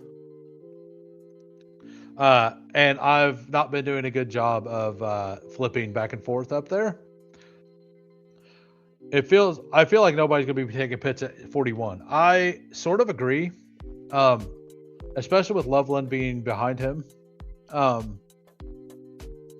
So we'll get to tight end last. AJ Brown, McMillan, Ladd may get moved up quite a bit. Like I'm going to be in on Ladd for sure with Mike McDaniel. Like I know that he backed it, like they unscheduled the interview, but they're still going to be in contact about an interview for the head coaching job for Buffalo. I just want him to stay where he's at. I think it'd be fantastic. I think like having McDaniel be able to focus on just the offensive play call, like just the offense and not have to deal with anything else.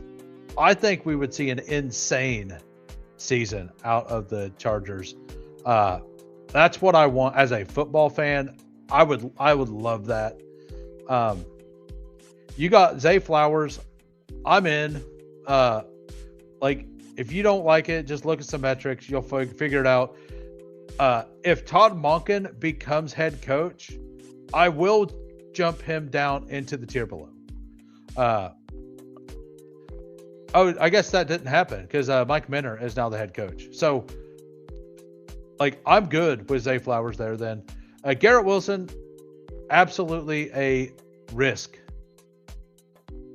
but I think it's worth it. Yeah, I kind of think all Chargers move up incredibly high. Like Trey Harris has an undrafted ADP right now, or like 200s. I think he would jump up to like 150. Um, the next tier, Jamison Williams, I'm a little scared of, but whatever. He's a guy you want some of. Devonta Smith, like I said before, I moved him up purely based on the Jalen Hurts ranking. Jordan Tyson, like it. I'm a big Christian Watson guy for next year. Rome Odunze, Egbuka, Carnell Tate, Steph Diggs, like everybody wanted me to move him up and up and up. I think the further, like I was a big Stephon Diggs bull for this past year. I think the more we get into it and the more I look at stats, the more I'm going to kind of slide him down this next year. Like I just showed you this a little bit ago, right?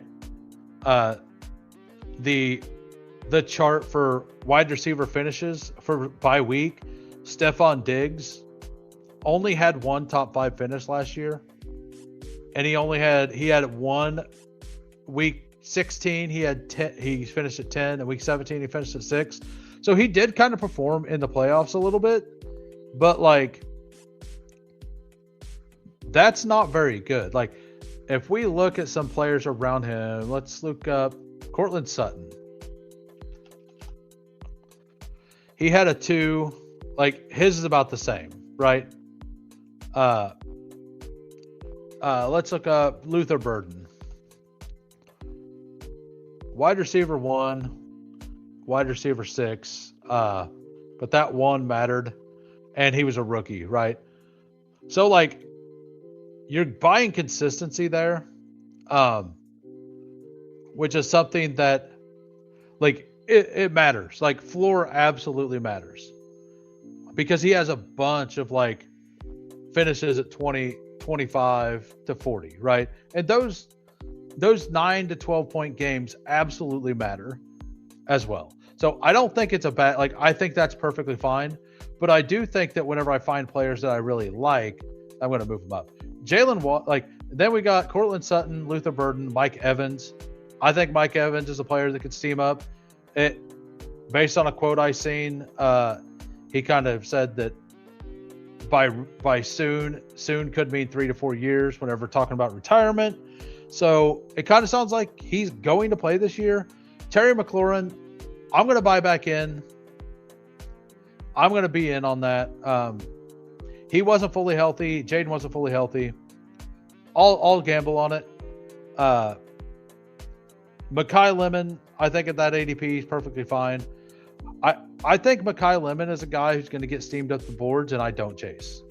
I know PPR Tyler and Off the Schneid were really, really high on him. They both have him as their wide receiver 1.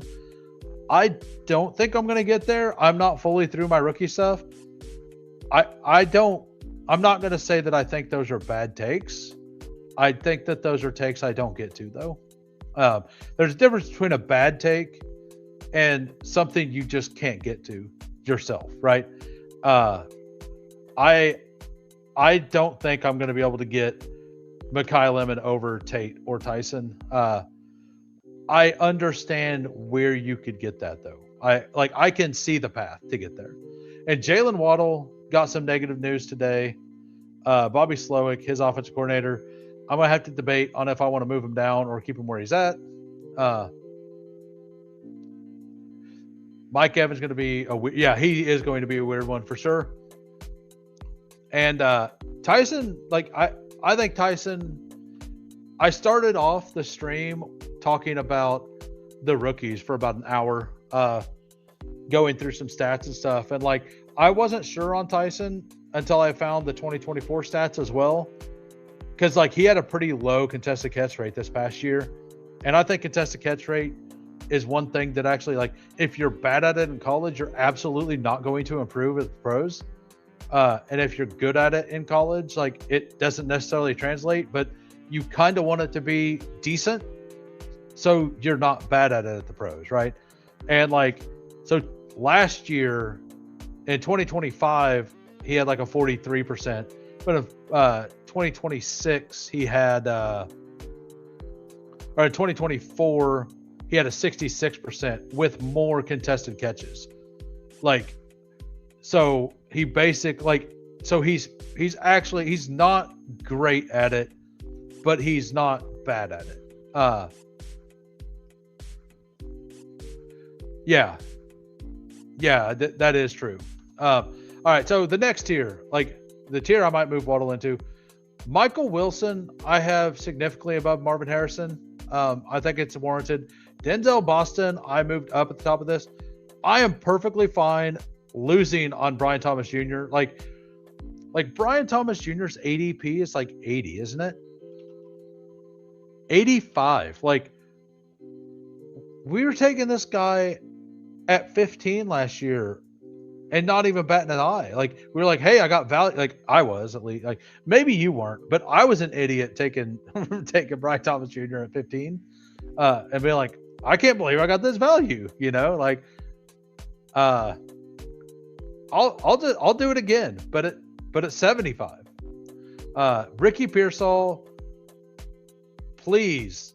If Ricky Pearsall gave you 13 games, he is the best pick on the board at this ADP.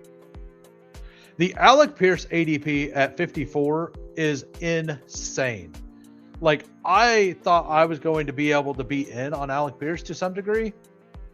And like, no. Like, Alec Pierce's ADP is a 54. I don't want zero Alec Pierce, but I'm going to end with zero Alec Pierce. I think everybody is already just fully assuming Alec Pierce goes to the Bills. I think that's what it is. I think everybody's like, oh, well, the Bills need a wide receiver one, and Alec Pierce is wide receiver one on the market if George Pickens isn't there. So Alec Pierce obviously is going to end with the Bills. I don't think it's that clear. I just don't think it's that clear. So I'm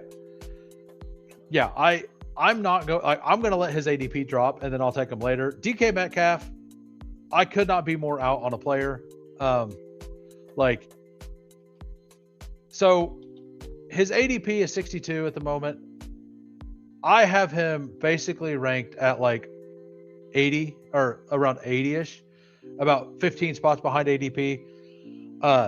I don't think Aaron Rodgers comes back. I will say that the Mike McCarthy hiring kind of makes me think that maybe Aaron Rodgers does come back for yet another year.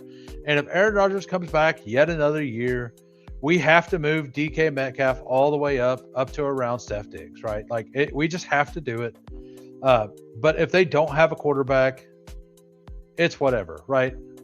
So, like, I do think the Mike McCarthy signing means that I need to be a little more open to DK Metcalf.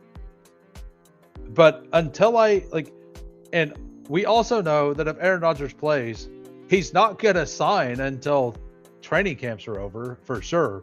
Probably until like day one of preseason. He's like, okay, I'll sign, right? So they'll have to but that it didn't really matter for synergy or anything last year. So I'm interested to see if Aaron Rodgers does re-sign. Like, Mike McCarthy going there, to me, or definitely opens the door to being in on DK Metcalf a little bit more. And I really don't want to do it. DJ Moore, I don't think he's on Chicago, but I think he goes somewhere that we like him. QJ, Peppertoni's favorite player. Very warranted. I probably move him up a little bit if McDaniel stays. Marvin Harrison, Michael Pittman, Shakir, Parker Washington, Jaden Reed. Hartman and I both agree that Jaden Reed, his ADP is way too low for where it was. We absolutely boosted him in our rankings. So we have him up here at wide receiver 46. I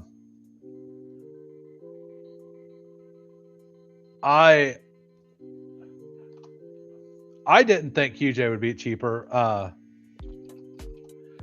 He's ADP 84, right? Like I didn't think that because like I did a bunch of the fourth quarter drafts, and QJ was literally going in like round 7 in everyone. So that's kind of where he's at. And I think a lot of these rankings, like the Rico Dowdle ranking, I think a lot of these rankings are fully shifted over from the fourth quarter stuff without thought that, oh, Rico's a free agent. So I think that that's like the biggest knock on these ADPs. And then they just shoehorned in a bunch of rookies. Like it kind of looks like a lot of the ADPs are very similar to the fourth quarter ADPs. With some caveats, like they jumped Jalen Coker up to 105 or whatever. All right, so the next tier, I have Elijah Surratt. I think that the more I look at him, the more I'm gonna drop him in my ranks. This tier, Godwin, like these are all like upside swings. Godwin, Xavier Worthy, Kayshon Boutte, Jalen Coker, Wandale is the safe play here. I obviously had to put Pat Bryant 15 picks above ADP because after tomorrow, this is going to be where he's going to go anyway. So that's my call out for that. Deebo Samuel, like, would anybody be shocked to see Deebo Samuel just re-sign with Mike Shanahan next year? Like the old, we trade this player away, it doesn't super work out. The team that got him didn't get anything out of him, lets the guy go, and then he just goes walking back home to take a cheap deal to be successful in another season. I think that that's a very functional thing that could happen. So I'm in on Deebo Samuel. Like, I get it. He wasn't super fast last year, but like that offense didn't function at all. Not with that electric substation. I guess I missed the joke. I know that's a joke. I guess I missed the joke. Jordan Addison, 55. I'll have to look that up. Pepper Tony, if you could do me a favor, put the story link in the Discord tonight for me, like in the Hangout section or something, and I'll read it later. If everybody else knows, I'll have to read on it.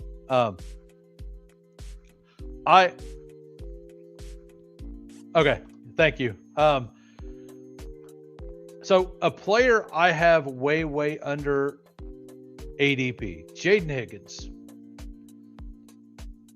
They have him 116. I get it. I don't. So number one, Tank Dell's coming back. Number two, Jaden Higgins is the replacement for Nico, I think, more than anything else. And number three, CJ Stroud's still the quarterback. I am very open to moving Jaden Higgins up into this tier for sure. Like, I'm very open to that. But I think there's enough. Like, I don't think Jaden Higgins is a bad player either. But like, DeMeco Ryans is still the head coach there. And for whatever, and Xavier Hutchinson's still on that godforsaken team.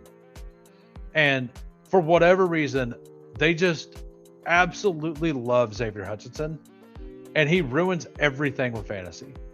And until that man is cut, I just don't want anything to do with the wide receivers there. I think that, yes, Christian Kirk is gone, but Christian Kirk was hurt the whole season. Like, he didn't matter. They just, for whatever reason, just let Christian Kirk do whatever he wanted the whole, or not Christian Kirk, Xavier Hutchinson do whatever they wanted the whole season.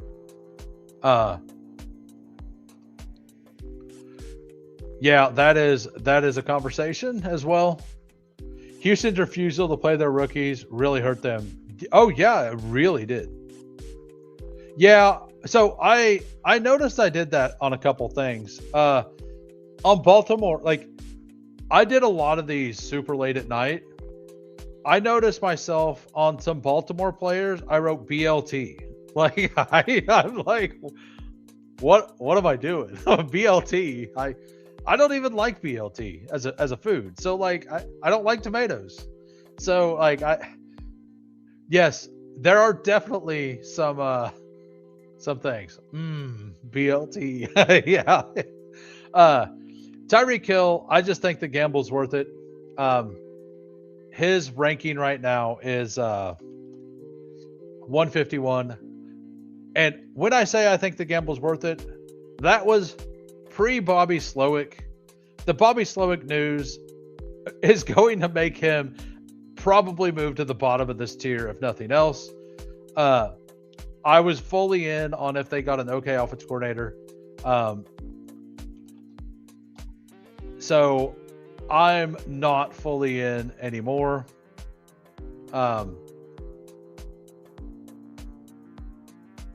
What just happened? Hold on a second.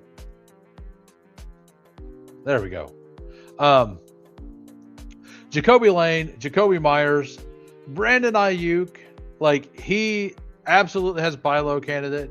He absolutely has I will upset my next coach candidate too. Jalen McMillan came back, was very good. If Chris Godwin isn't himself, if Mike Evans isn't re-signed, like I think if only one of those things is true, Jalen McMillan's a good pick at this pick. Travis Hunter and Matthew Golden down here. My take this year is going to be that Travis Hunter plays nearly 100% at corner, and he is a sub-package offensive player. If you don't believe that, that's perfectly fine. I'm not going to fault you for it. That's kind of why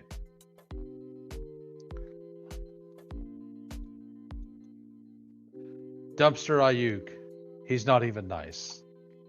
Like I liked him as a player somewhat, but like I do worry about that. This was like Hartman was really in on this. I kind of had Ayuk in the next tier. I think it's fine. But yeah, my Travis Hunter stuff.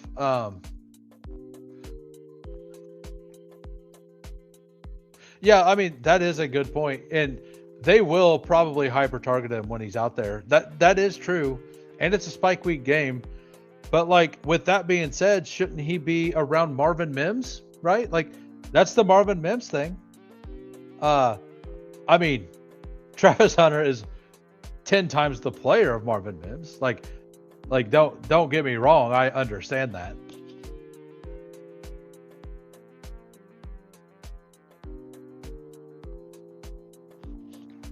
But yeah, we have Travis Hunter there. You got Matthew Golden. Just as a so like he did show like Matthew Golden at 124. Like that's wild to me.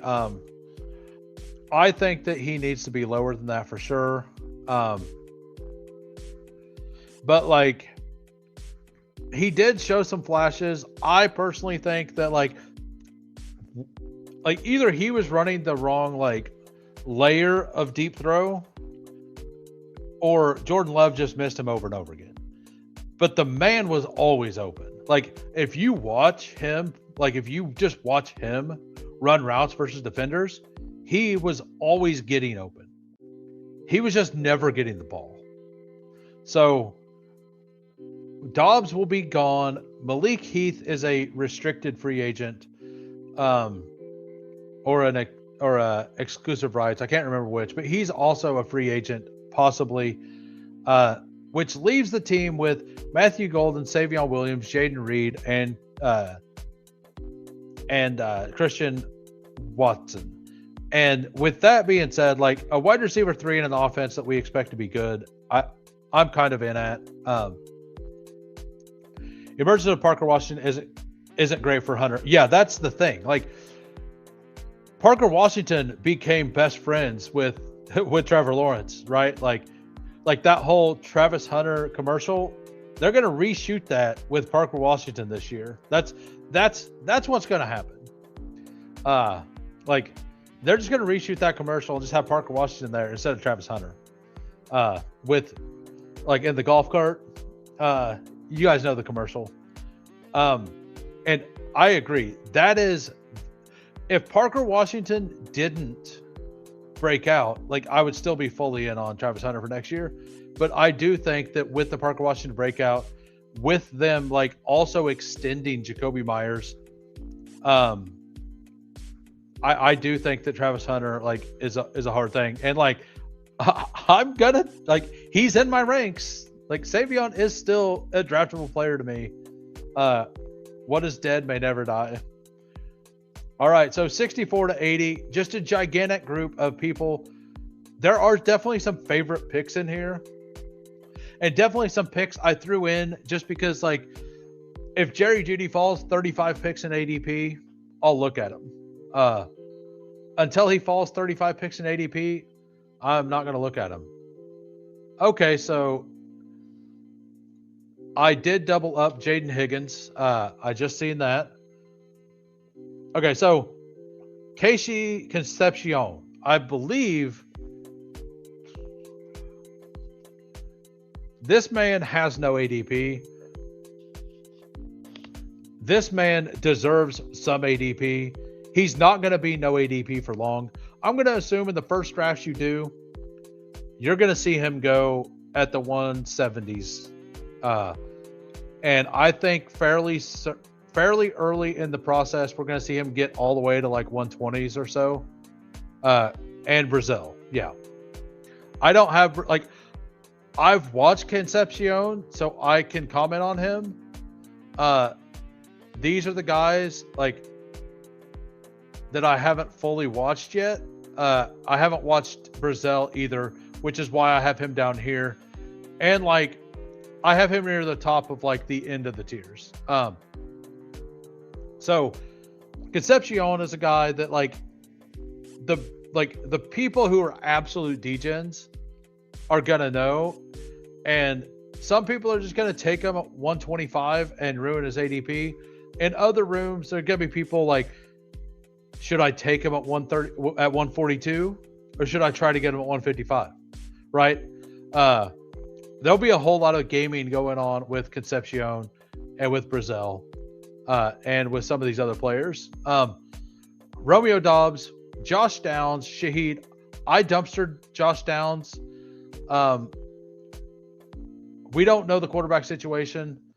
There is still a chance that the Colts re-sign Alec Pierce and cut Michael Pittman. I've heard some rumors that like that's something that is possible with the salary cap and like with the amount of money that Michael Pittman is a free like would be like to a cap hit. And if that happens, I love Downs. But like if that doesn't happen, like I just don't see Downs plus Pittman plus like Tyler Warren and everybody, like they all kind of work over the middle of the field a little bit. So I'm kind of out there. Shaheed is a free agent. This to me is the player I think we want at Buffalo. Everybody's going to assume that it's Alec Pierce, but the way Buffalo and Brandon Beane operates, if they get a speed guy, it's going to be Shaheed. They're going to get the cheaper speed guy. I think Shaheed would be a fantastic fit in Buffalo. I don't know where we should rank him. I'm not going to assume he ends up in Buffalo, but as an offseason predictor thing, I think whenever I do offseason prediction for free agent landing spots, I think Shaheed to Buffalo is going to be what I predict. Calvin Ridley next. And then we're into some shots. We have Adonai Mitchell, Torrey Horton, Omar Cooper Jr. Jerry Judy dumpstered. Troy Franklin, Jeremy Bernard. I believe Bernard is also, yeah, his ADP is 176. And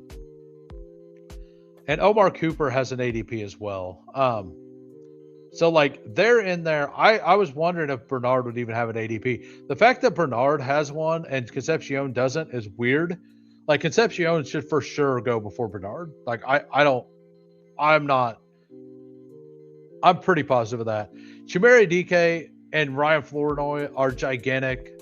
Like Flournoy jumps up 30 wide receiver spots minimum if George Pickens leaves.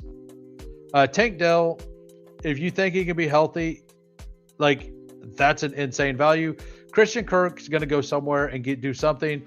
Trey Tucker is still a wide receiver one for whoever knows how long. Cooper Kupp down here.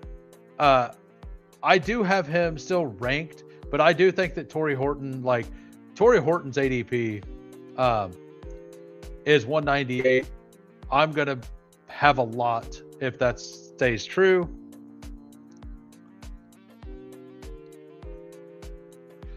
The Tennessee wide receiver track record is only rivaled by TCU, right? All right, we got the final frontier here. Darnell Mooney, Rashad Bateman, Kyle Williams, Alec Eilmanor, Brazil. These are guys that like you don't want to be drafting, but like some of these guys have a huge, like could be awesome. Like Trey Harris could be awesome. Mooney could return to his former self. Bateman could go back to 2 years ago. Kyle Williams could break out year two. Alec Eilmanor, like, might just get something. Brazil is an awesome pick. Malik Washington, Xavier Legette, Jalen Knoll. Like, what if they actually use him this year? Marquise Brown, like, I don't have anything positive to say about Marquise Brown, but like I do think he's worth a dart here and there. Being a free agent, like you never know. Cedric Tillman, Kevontae Turpin, Tyquan Thornton, another free agent who could get a good spot. Isaiah Bond, I hate to say it, like as a spike week possible guy, whatever. Devontae Walker, Savion Williams, Demario Douglas, Eftim Chisholm, maybe. Like we're starting to stretch down here. Marvin Mims, Isaac Tesla. I'm sure I've missed some people. I will filter them in later. And then a bunch of rookies. Bryce Lance, I like a lot. I just don't think he's going to get draft capital. So I'm not going to have a whole bunch of them.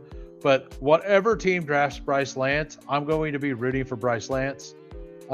Hopefully he doesn't end up an Eagle. We got CJ Daniels, Antonio Williams, Chris Bell, Skylar Bell, Zachariah Branch, and Aaron Anderson. All of those guys are guys I haven't looked at the film yet, but looking at the stats and the rookie numbers, they all look interesting. Zachariah Branch looks very interesting. So does Aaron Anderson. And Chris Bell, I think it was Chris, not Skylar, that looked really interesting. I've heard like Steve Schaup and other smart people talk up Antonio Williams. So like these are guys that even before I watch, I'll take them in the 20th round. And all of these players are undrafted, if I remember right. All right, on to tight end. Alec Eilmanor is a sneaky progression candidate in an ambiguous offense. Absolutely. Like, I think you need to mix him in for sure. Like, I know they drafted DK before him, but most people profiled Eilmanor as the better prospect. It's pretty likely that Calvin Ridley just sucks now and that they just move on. Like, they just try to get their offense to move through other means. I love Chris Bell's size speed combo. That wasn't Chris Bell, was it?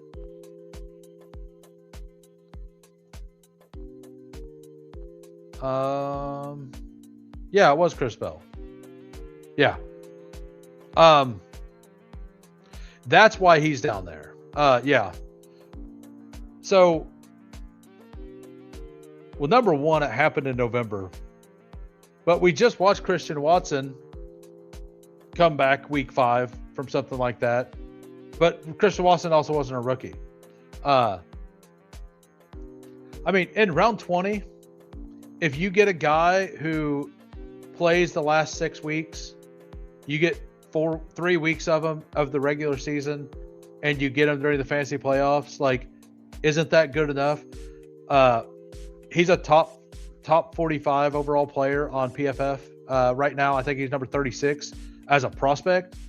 So, like, you're getting a really, like, he's probably going to go like pick 60 or 70 in the draft, but you're getting back end round 1 talent at back end round 2 or early round 3.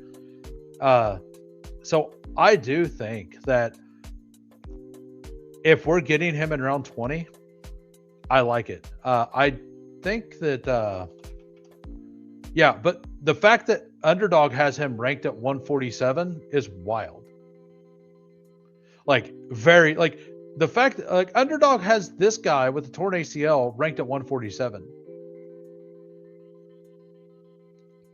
Yeah, and I full faded, like, I basically full faded Torrey Horton until I heard he was back too. Yeah, it makes sense to take some shots. Like, I don't like the ADP 147, but I think that people will kind of catch on that the ACL thing. And I don't think he'll stay at 147 very long. And I think, like, once you get to like 160, 170, like I know that's only 13 picks, but like, you're definitely in the dollar guys then. Like, I think taking some shots makes some sense there. Like, especially for a player like if Chris Bell was actually healthy, right? Like, if Bell was fully healthy going into this season, he's getting drafted probably pick 80 to 100, right? So getting him at the dollar picks at 160 or so, because he's going to drop when people like figure out the whole ACL stuff. So like, I think that like getting that value down there, especially with 20 rounds, Chris Bell will be a lot harder to take when we go to 18 round formats, but in the 20 round formats where we're going to have 8 wide receivers, you have a lot more, like, especially on the late picks that you're not expecting anything out of anyway, like big things, like you just want a spike or two. I think taking a shot on a guy like that makes a lot of sense. All right, tight ends. Fool me once. I'm back in on Brock Bowers at ADP. Like, whatever. He's gonna have a better quarterback for sure. Probably a better offensive system. Trey McBride, I'm gonna be in on too. Colston Loveland, like, I don't know. Like, we'll just look over here at Underdog real quick. The fact that Colston Loveland isn't above Kyle Pitts in the ADP to me is weird. In my eyes, like, maybe I'm wrong, but I think Tucker Kraft should be ready by the beginning of the season. I've not heard anything. Well, right here it just says targeting week 1 return. But like, to me, Tucker Kraft deserves to be ahead of Kyle Pitts. I think Tucker Kraft, you could argue, goes above Colston Loveland. The fact that Tucker Kraft's ADP is set at 91 right now, like, yes, people are going to be scared of that. I am going to just, like, of all the ADPs I've seen in all of the boards, the ones I think are the worst, I think Tucker Kraft at 91 is insane value. I think Jaden Daniels and Jalen Hurts at 75 and 81 are just insane values. Those are the ones that I think are just absolutely crazy. Like, Braylon Allen, I think, is insane as well. Like, 209 I think it was 209 for him. Like, yes, there's a lot of risk in it, but like, I think that is insane value. But like, for me, Tucker Kraft, like, the Kyle Pitts at 41 thing, I get it. Like, I get why they did it. Like, come over to the stat sheet. let's go sort by points per game. Kyle Pitts, number 5, right? In total points, he was tight end 2. He had the biggest spike in tight end in like the last 15 years for tight ends. I get it. But you have and they got an upgrade in offensive play calling. They're getting a guy who actually has been successful with tight ends. He made David Njoku an absolute, an animal for a couple of years. With no quarterback play. Maybe he has no quarterback play again. I don't know. But Kyle Pitts is a free agent. I think we mostly expect him to go back to Atlanta. But don't forget, Kyle Pitts is a free agent. He's not guaranteed to be on that team. Kevin Stefanski might just say, hey, I know a free agent. My free agent's name is David Njoku. David Njoku already knows my offense. You know what I don't have to do to David Njoku? Pay him an entire giant sum of money. So I don't know if we're going to see Kyle Pitts back in Atlanta. Maybe I'm a little too narrative based on that, but I don't think we see Kyle Pitts back in Atlanta. And if he's not in Atlanta, I'm going to have a hard time taking him. I put him at the top of this tier because I don't want to full fade him. I do think that as a player, he has progressed into being a good player. I'm just kind of curious. I'm a little worried about where he goes. And I'm only going to take him when he falls in ADP. Harold Fannin, I think is risky, but he's risky both ways. He's risky to not have, and he's risky to have. Tyler Warren, and then you have the two coming off injuries. If they weren't coming off injuries, they're way too low in ADP guys. Tucker Kraft and Sam Laporta right here. I think that this tier kind of all should be drafted around the same spot. I don't think Kyle Pitts should be in ranking up 25 picks ahead of Tyler Warren and Harold Fannin. And I don't think he should be 30 picks ahead of Tucker Kraft and 38 picks ahead of Sam Laporta. I don't think the gap should be that big. Do I think that Kyle Pitts could be ahead of those guys? Yeah, I think that's fine. But 20 picks, no, that's too much. Now it starts getting fun. Dalton Kincaid, Britton Strange, Dallas Goedert. I was hoping to get a whole bunch of cheap Britton Strange, but underdog rankings are not going to allow that to happen. Underdog rankings have him ranked at 106. Guess I'm just got to capitulate. I was hoping to get a whole bunch of him at 120 before everybody caught on, but underdog ruined that for me. Thank you, underdog. Love your site. I love the site. I hate that you screwed me. Dallas Goedert, I'm kind of assuming he just ends up back in Philly, and if he doesn't, he's going to go somewhere that uses them. I don't know if I love this ranking. I'm willing to move off that. But I don't want zero Goddard. He's been a solid tight end for a while. Kendrick Sadiq, Kenyon Sadiq, he's good. I'm gonna whatever ADP he's at, I'm gonna be at field. That's kind of where I'm at. George Kittle, I've heard this is I'm skeptical of him playing at the beginning of the season ranking. The more news we get, the more positive we get. George Kittle obviously gets moved up to Kyle Pitts. If it comes out that he's gonna miss 4 weeks, I think we move him up into this range for sure. If it comes out he's missing 6 weeks, I think he still jumps up into that range. If we hear he's missing 8 weeks, I think 6 weeks, this is fine. I'll just kind of take him at field, unless we hear that he's going to miss the whole season. Oronde Gadsden, man, he had 2 spikes, but then he fell completely off. Andrews, absolute dust, but Lamar does like tight ends in the red zone and likely is a free agent. Jake Ferguson and Hunter Henry, I think, are absolute values. If we look at like I think that those guys are just big values at where they're at. I think that they are a lot closer to Gadsden and Mark Andrews than the ADPs. I'm going to have very little Aronde Gadsden because of that. I'll have a bunch of Hunter Henry and Jake Ferg.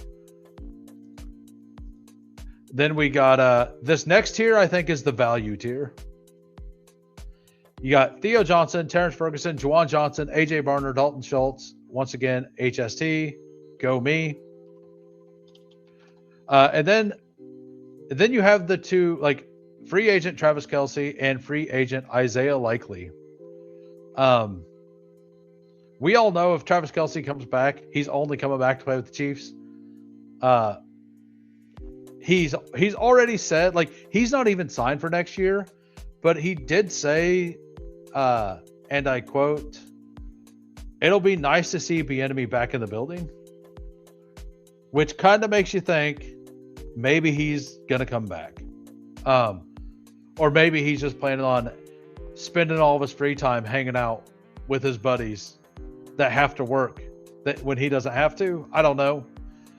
So that little quote is going to make me a little more, like, a little less worried to click him. And like at his ADP, like his current ADP is, or his initial ADP is 204. Like I will be in on that. Colby Parkinson, Mason Taylor, Gunnar Helm, Jake Tonjes, Eli Stowers, David Njoku, Kate Otten, Mike Gesicki, Michael Trigg. Tight ends 25 through 33. These are guys you don't love to take, but they do have some upside. I think the top three here could be very good picks, or the top four. If Kittle's going to miss for a while, like, Tonjes is going to shoot up the board. I do like Gunnar Helm as a buy low candidate a lot.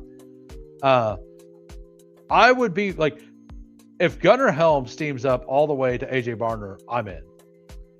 I have this rank because of his ranking on Underdog. Underdog has Gunnar Helm not unranked, like completely unranked right now. So he had a couple decent showings at the end of the year. Chiga Okonkwo is a free agent. So I'm kind of in on that. He's a guy I boosted up the board. I want a pretty decent chunk of Gunnar Helm. And then the guys that the oh god do I have to tier. Noah Gray, Elijah Arroyo, Freiermuth, Okonkwo, Evan Ingram, Max Clare might be draftable. Zach Ertz, Dawson Knox, Greg Dulcich, Darnell Washington, Cole Kmet, Darren Waller, why not? And then Jatavian Sanders. Well, I was hoping that Hartman would show up or somebody would show up. When Stidham fills Ingram, he might, but I'm not going to buy it. Like, you're telling me that Sean Payton is going to, like, trust that man again? Like, Adam Troutman is out there doing all kinds of things again. He's gonna, like, I would not be shocked to see good job on your own, Hartman, you're fired. Yeah, I don't know what happened with, like, something must have happened.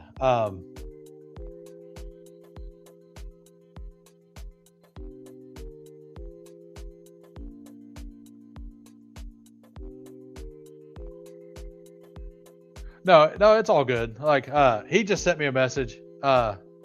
I'll reply here in a bit.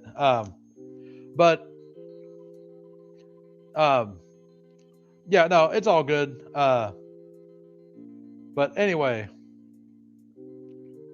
at some point next week, I will definitely have like a little, like, some people on. I kind of hope that they wait until Monday morning to fire up Big Board.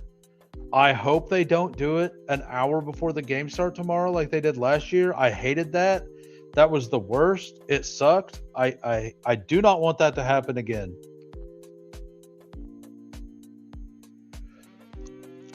I mean, I like talking. So still does that, but it is a different feel when you get a back and forth.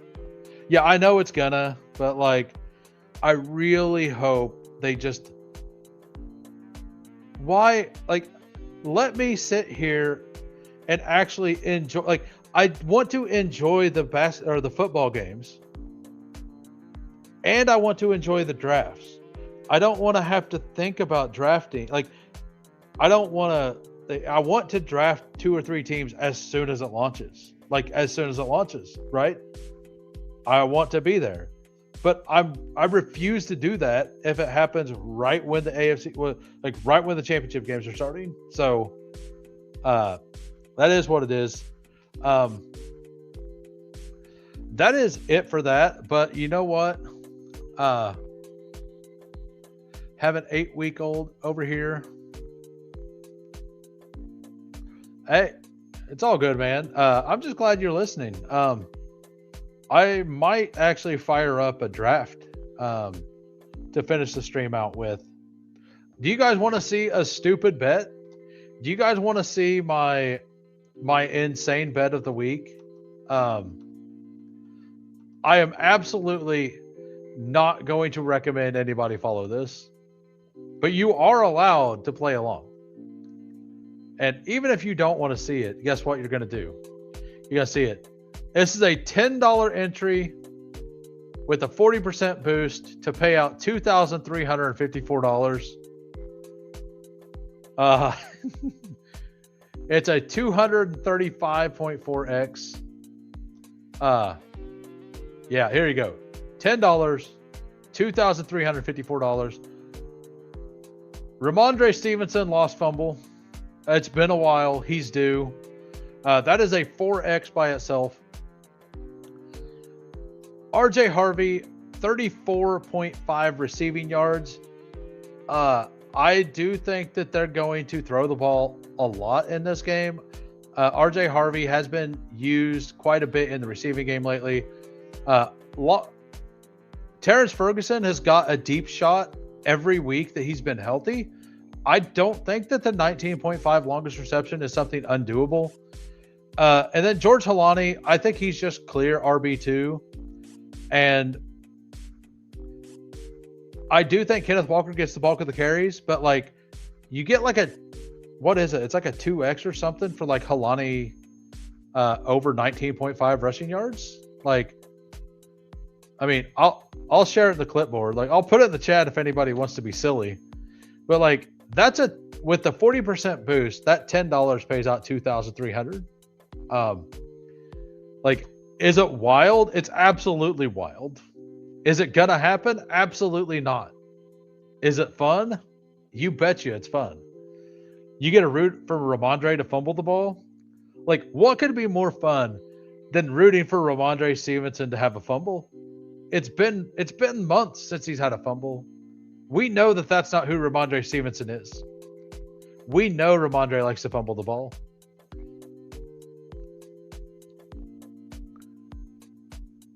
Underdog doesn't give you boost anymore.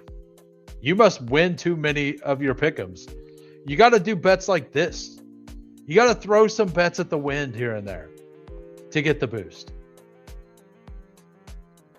Shaheed over 3.5 rush yards is actually probably a really good bet. If the chat wants, you know what? We could just make a pick'em. Let's do that. I have a pick'em, like I have a 60% boost here. I need to use it. So what pick'ems do you guys like? I don't mind the 3.5 rush yards.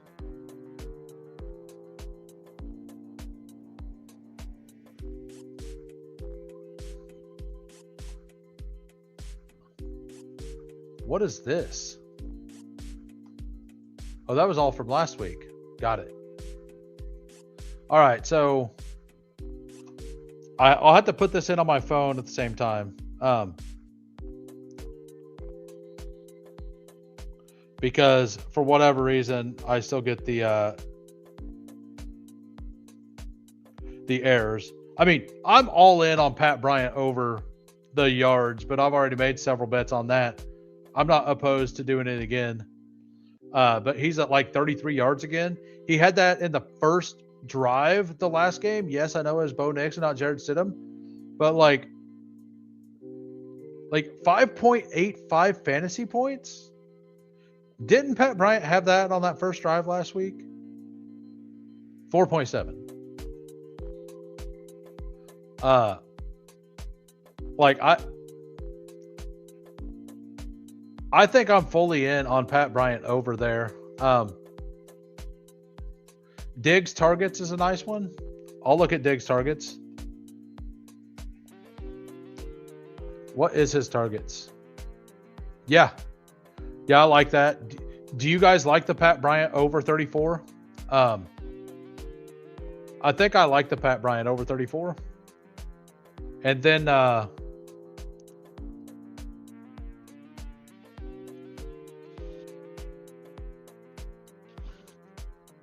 like all the Kenneth Walker lines feel like really juiced. If I wanted to bet on Kenneth Walker, but I don't know where to go. If I were to go anywhere, I think it's the receiving yards. But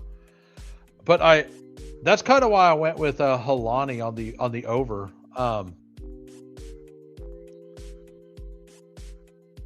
Like I don't know what to like in this game. Like the Puka line just keeps getting lower and lower, right?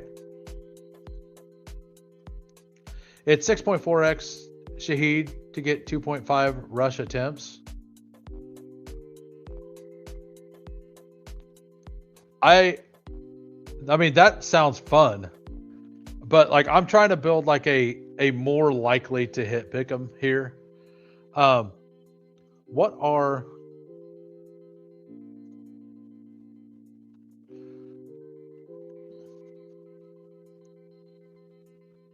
I like Matt Stafford pass attempts over 36.5. What do you guys? The last time they played, he had 49. I think I just looked. He had 49. He's hit over that number every single game for the last 5 games. Yeah, I'm trying to win. I'm trying to win one, Dirty.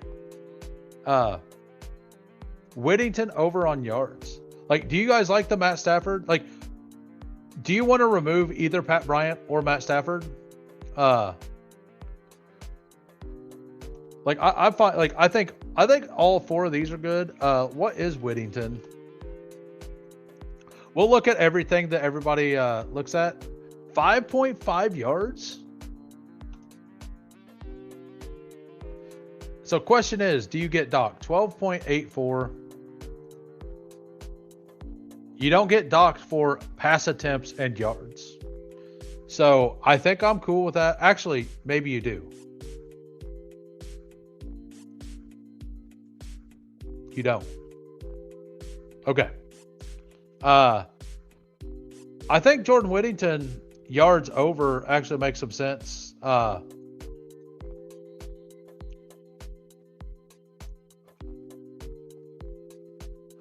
mean, the 0.83x would be. I feel like if he gets the ball, he's going to get yards, though. Like, he had 1 for 31 the last time.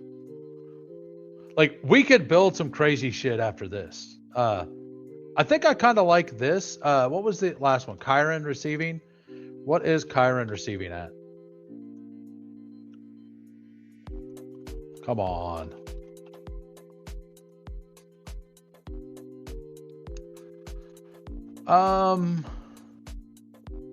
He's hit that number every week.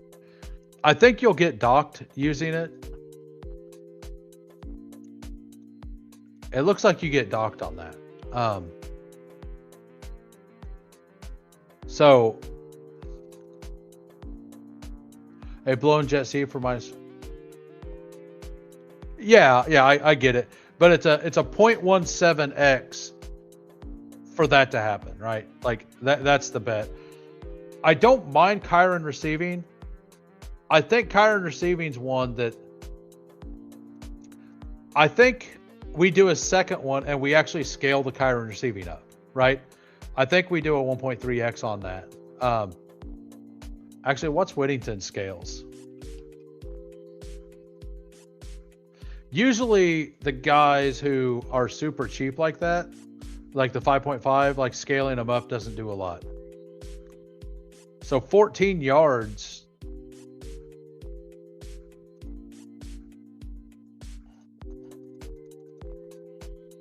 What we got? 39 is 8x. Okay, got it. So Pat Bryant, I'm going to type all this in. Yards over. Stafford.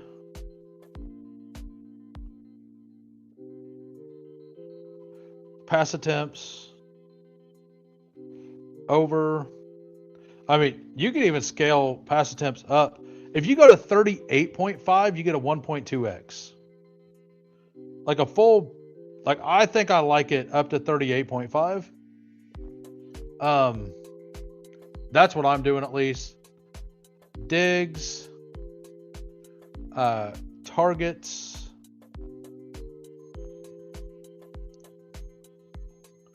and then do we like Whittington or not?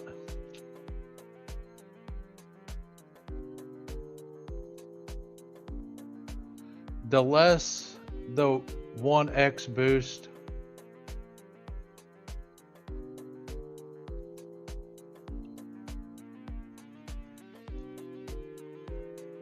I don't know. Yeah, I think I like just this 4, right?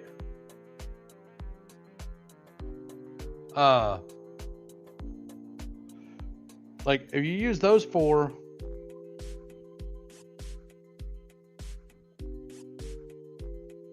hold on a second.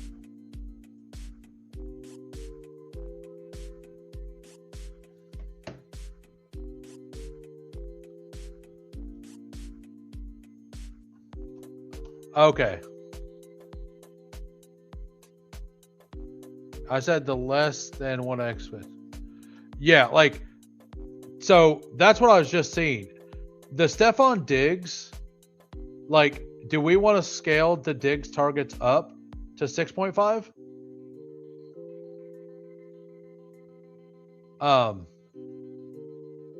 Like, because Diggs is at a negative multiplier now for some reason. So moving Diggs up makes it a 20x. Yeah, they just changed it, by the way, because I was like, whenever I clicked it originally, I'm like, yeah, 5.5 at even money, and then it was 5.5 for 0.83x. So like I don't mind moving that up to 6.5. I mean,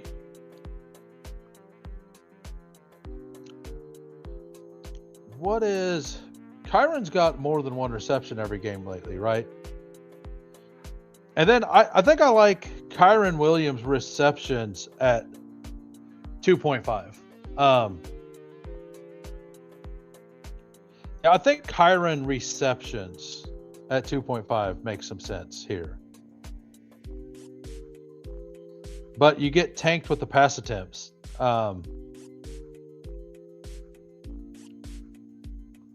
Let's see. Is it the same? You get tanked a little bit.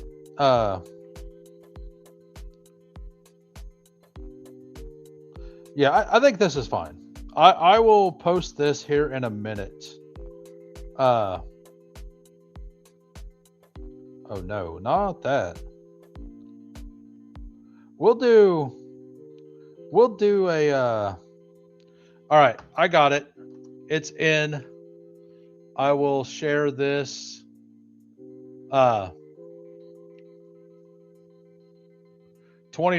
to pay 700, but it's my 6x. It's my 60% boost. There's that one. Yeah, sometimes you can wait and it switches back. Now I'm going to do a low dollar entry fee one with insane numbers.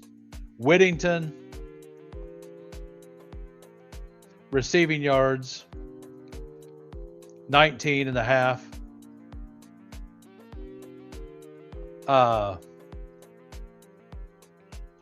Diggs, targets.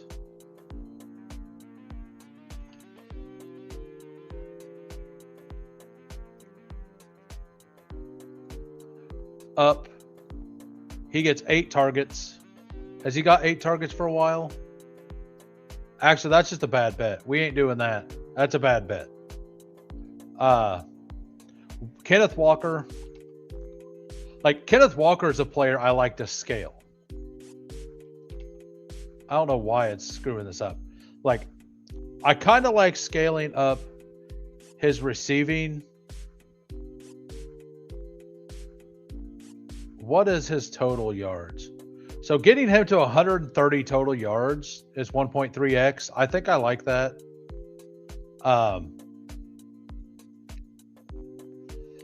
Then we got a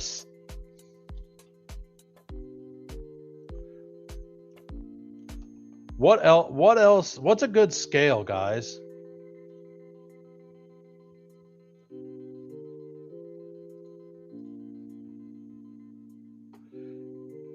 Yeah, he did have big receiving in both of the Rams games. Like,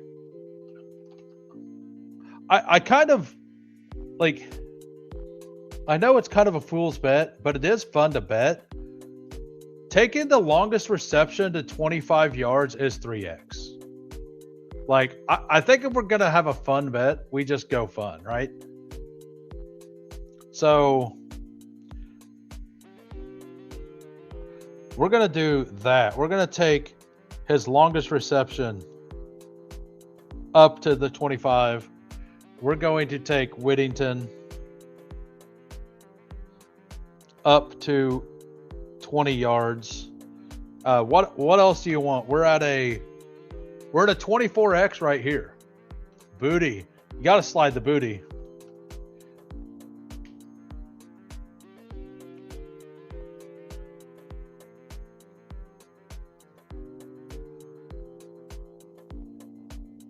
Booty longest.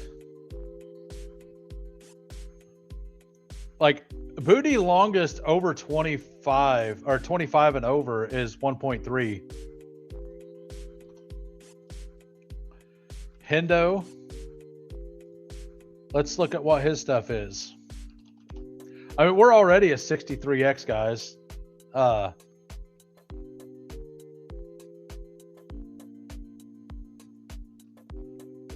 Wait, Travion Henderson's at 3.5 receiving yards? Jesus. Hold on. We found it, guys. Travion Henderson to break a big run. Like, Travion Henderson 24.5 is 5.8x. That is a slappy trap. Absolutely. Okay, yeah, I could do that. Like,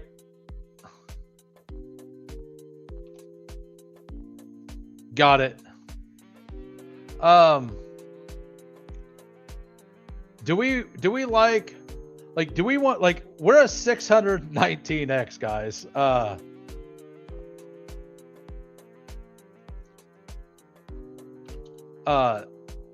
Like, that's a bit. It just deleted all of them. All right, so Travion receiving yards all the way up to the moon. What? What? I told you we're gonna build one. All right, so we got. Which one am I missing? It was Travion. It was Kenneth Walker, longest reception. Jordan Whittington. What was the other one we were talking about? Booty.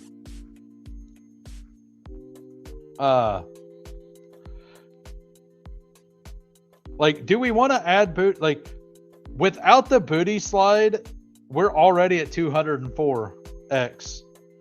But with the booty slide,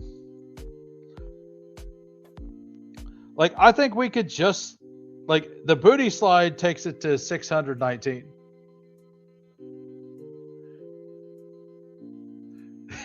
They had to intervene. Okay, it's 443x. But I do have a 40% boost available. And I don't know about you, but I'm having fun here. We're gonna put $10 on this. It's in. I will share that to the Discord. I will share that to the Discord for anybody. Yeah, I should probably play that not without the slides, but I'm not. I'm playing it the Degen way, man. We already made our safe bets, you know, the 25x's. Those are the safe bets. We got a 600x in there, guys. Like, what more could you want? So I'm sharing those to the Discord right now. I'm going to head out. For those of you who don't have the Discord link, if you want to jump in the Discord, it's free. I'll pop that in right here. You're welcome. If you want to lose money with the rest of us, you are absolutely welcome. We usually chat during the games. I'll see everybody later. I will probably be on Monday night. I might, like, if the big board drops tomorrow, I'll probably go live tomorrow night and draft some teams after the games. But I'll see everybody later. Have a great night. Peace.